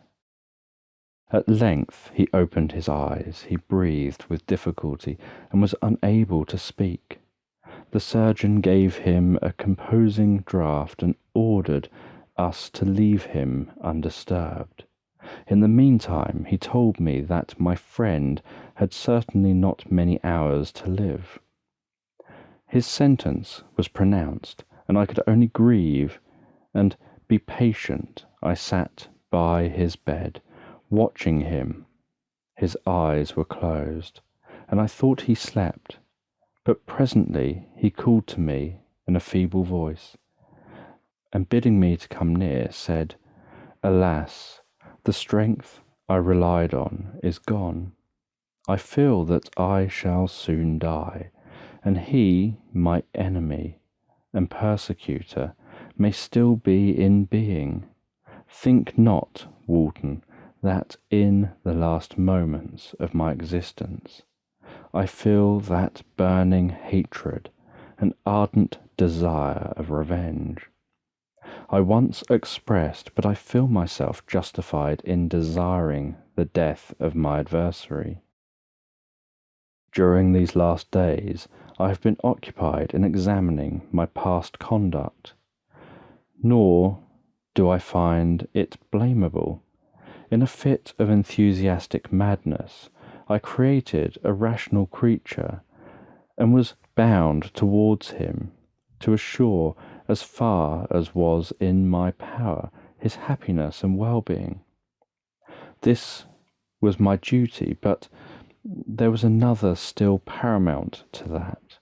My duties towards the beings of my own species had greater claim to my attention, because they included a greater proportion of happiness and misery. Urged by this view, I refused, and I did right in refusing, to create a companion for the first creature. He showed unparalleled malignity and selfishness in evil. He destroyed my friends. He devoted to destruction beings who possessed exquisite sensations, happiness, and wisdom. Nor do I know where this thirst for vengeance may end. Miserable himself, that he may render no other wretched, he ought to die. The task of his destruction was mine, but I have failed. When, actuated by selfish and vicious motives, I asked you to undertake my unfinished work, and I renew this request now, when I am only induced by reason and virtue. Yet I cannot ask you to renounce your country and friends to fulfill this task. And now that you are returning to England, you will have little chance of meeting with him. But the consideration of these points, and the well balancing of what you may esteem your duties. I leave to you. My judgment and ideas are already disturbed by the near approach of death. I dare not ask you to do what I think right, for I may still be misled by passion. That he should live to be an instrument of mischief disturbs me. In other respects, this hour when I momentarily expect my release is the only happy one which I have enjoyed for several years. The forms of the beloved dead flit before me, and I hasten to their arms. Farewell, Walton. Seek happiness in tranquillity, and avoid ambition, even if it be only the apparently innocent one of distinguishing yourself in science and discoveries. Yet why do I say this? I have myself been blasted in these hopes, yet another may succeed. His voice became fainter as he spoke, and at length, exhausted by his effort, he sank into silence. About half an hour afterwards, he attempted again to speak, but was unable. He pressed my hand feebly, and his eyes closed forever, while the irradiation of a gentle smile passed away from his lips. Margaret, what comment can I make on the untimely extinction of this glorious spirit? What can I say that will enable you to understand the depths of my sorrow? All that I should express would be inadequate and feeble. My tears flow, my mind is overshadowed by a cloud of disappointment. But I journey towards England, and I may there find consolation. I am interrupted. What do these sounds portend? It is midnight, the breeze blows fairly, and the watch on deck scarcely stirs. Again there is a sound, as of a human voice, but hoarser. It comes from the cabin where the remains of Frankenstein still lie. I must arise and examine. Good night, my sister. Great God, what a scene has just taken place! I am yet dizzy with the remembrance of it. I hardly know whether I shall have the power to detail it, yet the tale which I have recorded would be incomplete without this final and wonderful catastrophe. I entered the cabin where lay the remains of my ill-fated and admirable friend. Over him hung a form which I cannot find words to describe, gigantic in stature, yet uncouth, and distorted in its proportions. As he hung over the coffin, his face was concealed by long locks of ragged hair, but one vast hand was extended, in colour and apparent texture like that of a mummy. When he heard the sound of my approach, he ceased to utter exclamations of grief and horror, and sprung towards the window. Never did I behold a vision so horrible as his face, of such loathsome yet appalling hideousness. I shut my eyes involuntarily, and endeavoured to recollect what were my duties with regards to this destroyer. I called on him to stay. He paused, looking on me with wonder, and again turning towards the lifeless form of his creator. He seemed to forget my presence, and every feature and gesture seemed instigated by the wildest rage of some uncontrollable passion. That is also my victim, he exclaimed. In his murder, my crimes are consummated. The miserable series of my being is wound to its close. O Frankenstein, generous and self-devoted being, what does it avail that I now ask thee to pardon me, I who, irretrievably destroyed thee, by destroying all thou lovest. Alas, he is cold, he cannot answer me, his voice seemed suffocated, and my first impulse, which had suggested to me the duty of obeying the dying request of my friend in destroying his enemy, were now suspended by a mixture of curiosity and compassion. I approached this tremendous being. I dared not again raise my eyes to his face. There was something so scarring and unearthly in his ugliness. I attempted to speak, but the words died away on my lips. The monster continued to utter wild and incoherent self-reproaches. At length I gathered resolution to address him. In a pause of the tempest of his passion, "Your repentance," I said, "is now superfluous. If you had listened to the voice of conscience and heeded the stings of remorse before you had urged your diabolical vengeance to this extremity, Frankenstein would yet have lived." "And do you dream?" said the demon. "Do you think that I was then dead to agony and remorse?" He continued, pointing to the corpse, he suffered not in the consummation of the deed. Oh, not the 10,000th portion of the anguish that was mine during the lingering detail of its execution. A frightful selfishness hurried me on, while my heart was poisoned with remorse. Think you that the groans of Clerval were music to my ears?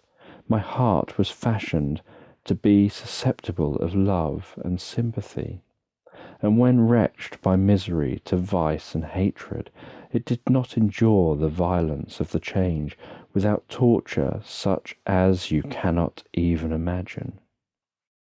After the murder of Clerval, I returned to Switzerland, heartbroken and overcome. I pitied Frankenstein. My pity amounted to horror. I abhorred myself, but when I discovered that he, the author at once of my existence and of its unspeakable torments, dared to hope for happiness, that while he accumulated wretchedness and despair upon me, he sought his own enjoyment in feelings and passions from the indulgence of which I was forever barred.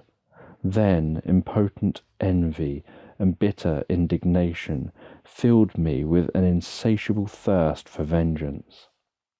I recollected my threat and resolved that it should be accomplished.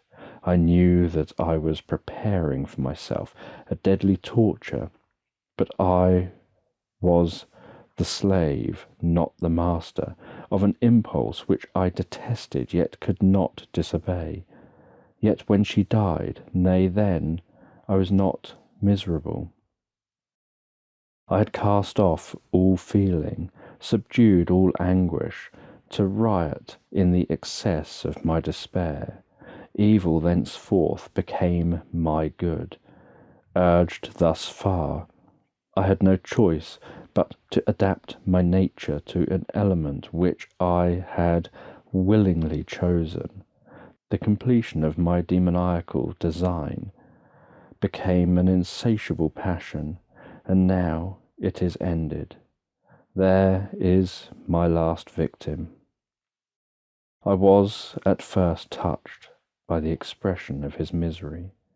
Yet when I called to mind what Frankenstein had said of his powers of eloquence and persuasion, and when I again cast my eyes on the lifeless form of my friend, indignation was rekindled within me.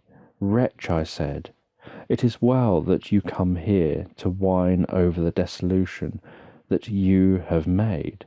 You throw a torch into a pile of buildings, and when they are consumed, you sit among the ruins and lament. The fool!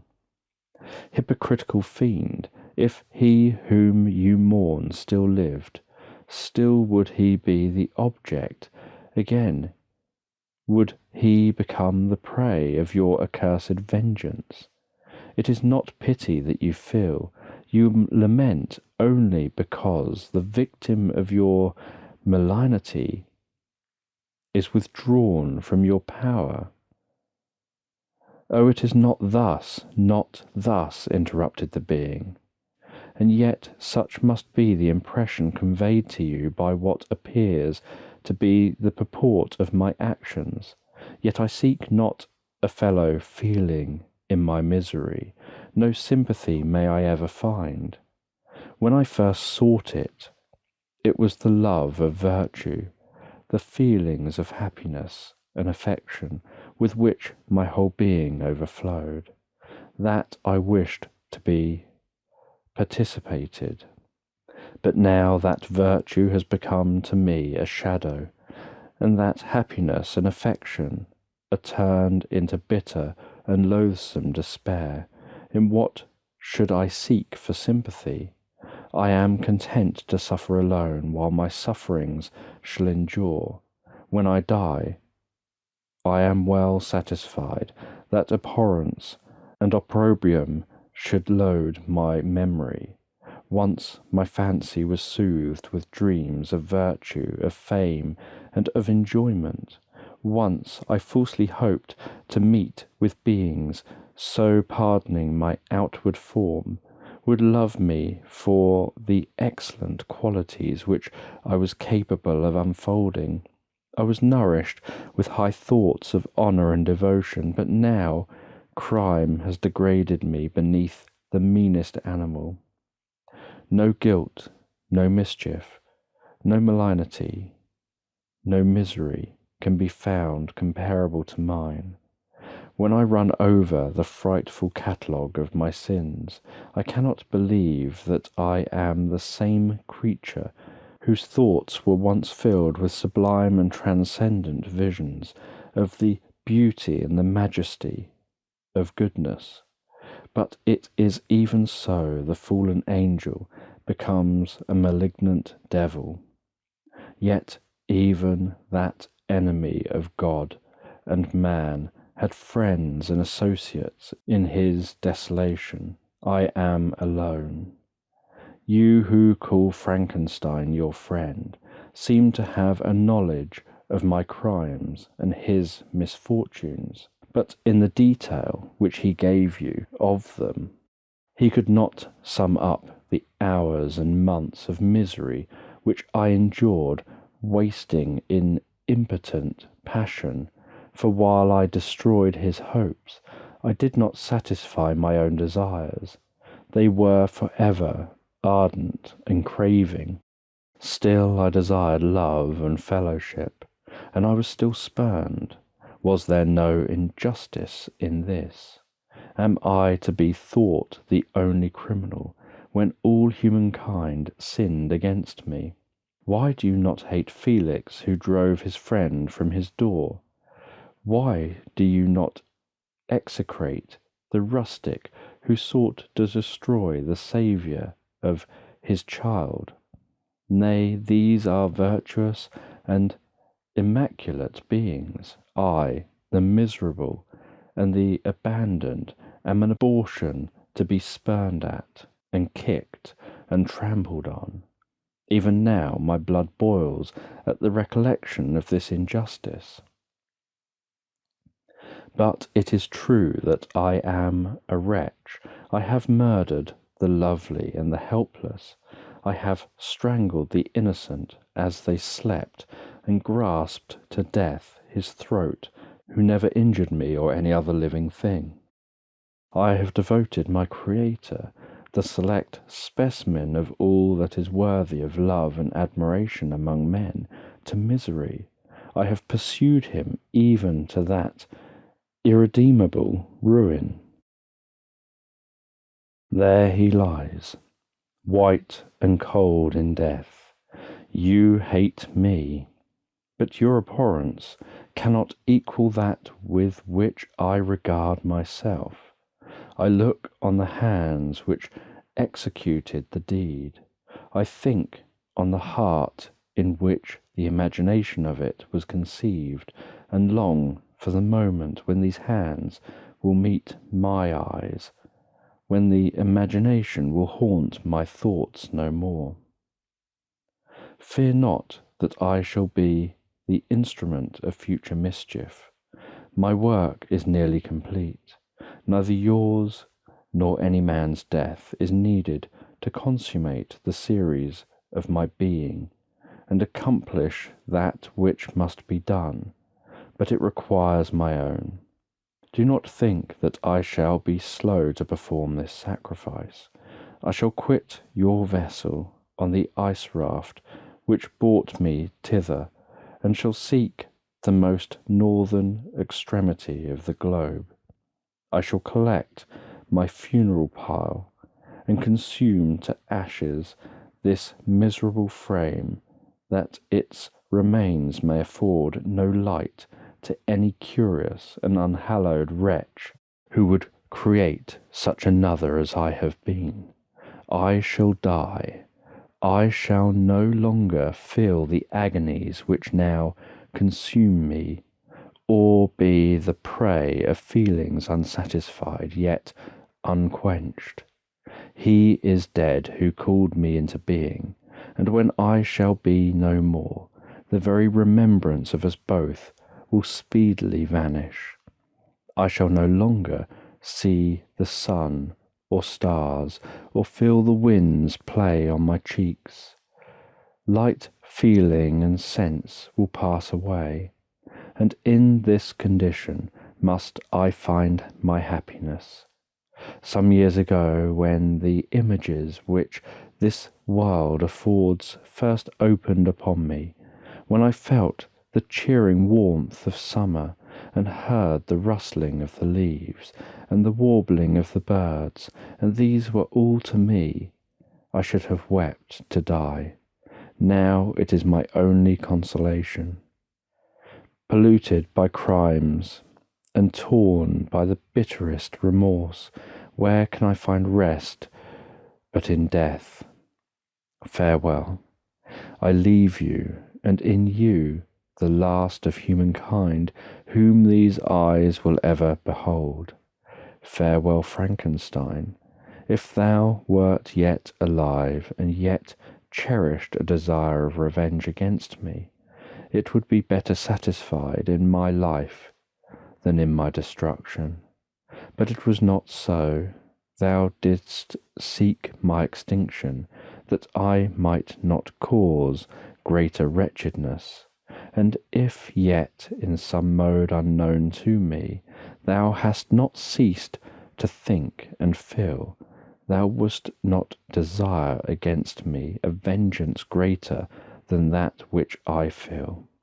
Blasted as thou wert, my agony was still superior to thine, for the bitter sting of remorse will not cease to rankle in my wounds until death shall close them forever. But soon, he cried, with sad and solemn enthusiasm, I shall die, and what I now feel be no longer felt. Soon these burning miseries will be extinct. I shall ascend my funeral pile triumphantly and exult in the agony of the torturing flames. The light of that conflagration will fade away. My ashes will be swept into the sea by the winds. My spirit will sleep in peace, or if it thinks, it will not surely think thus. Farewell. He sprang from the cabin window as he said this upon the ice raft which lay close to the vessel. He was soon borne away by the waves and lost in darkness and distance.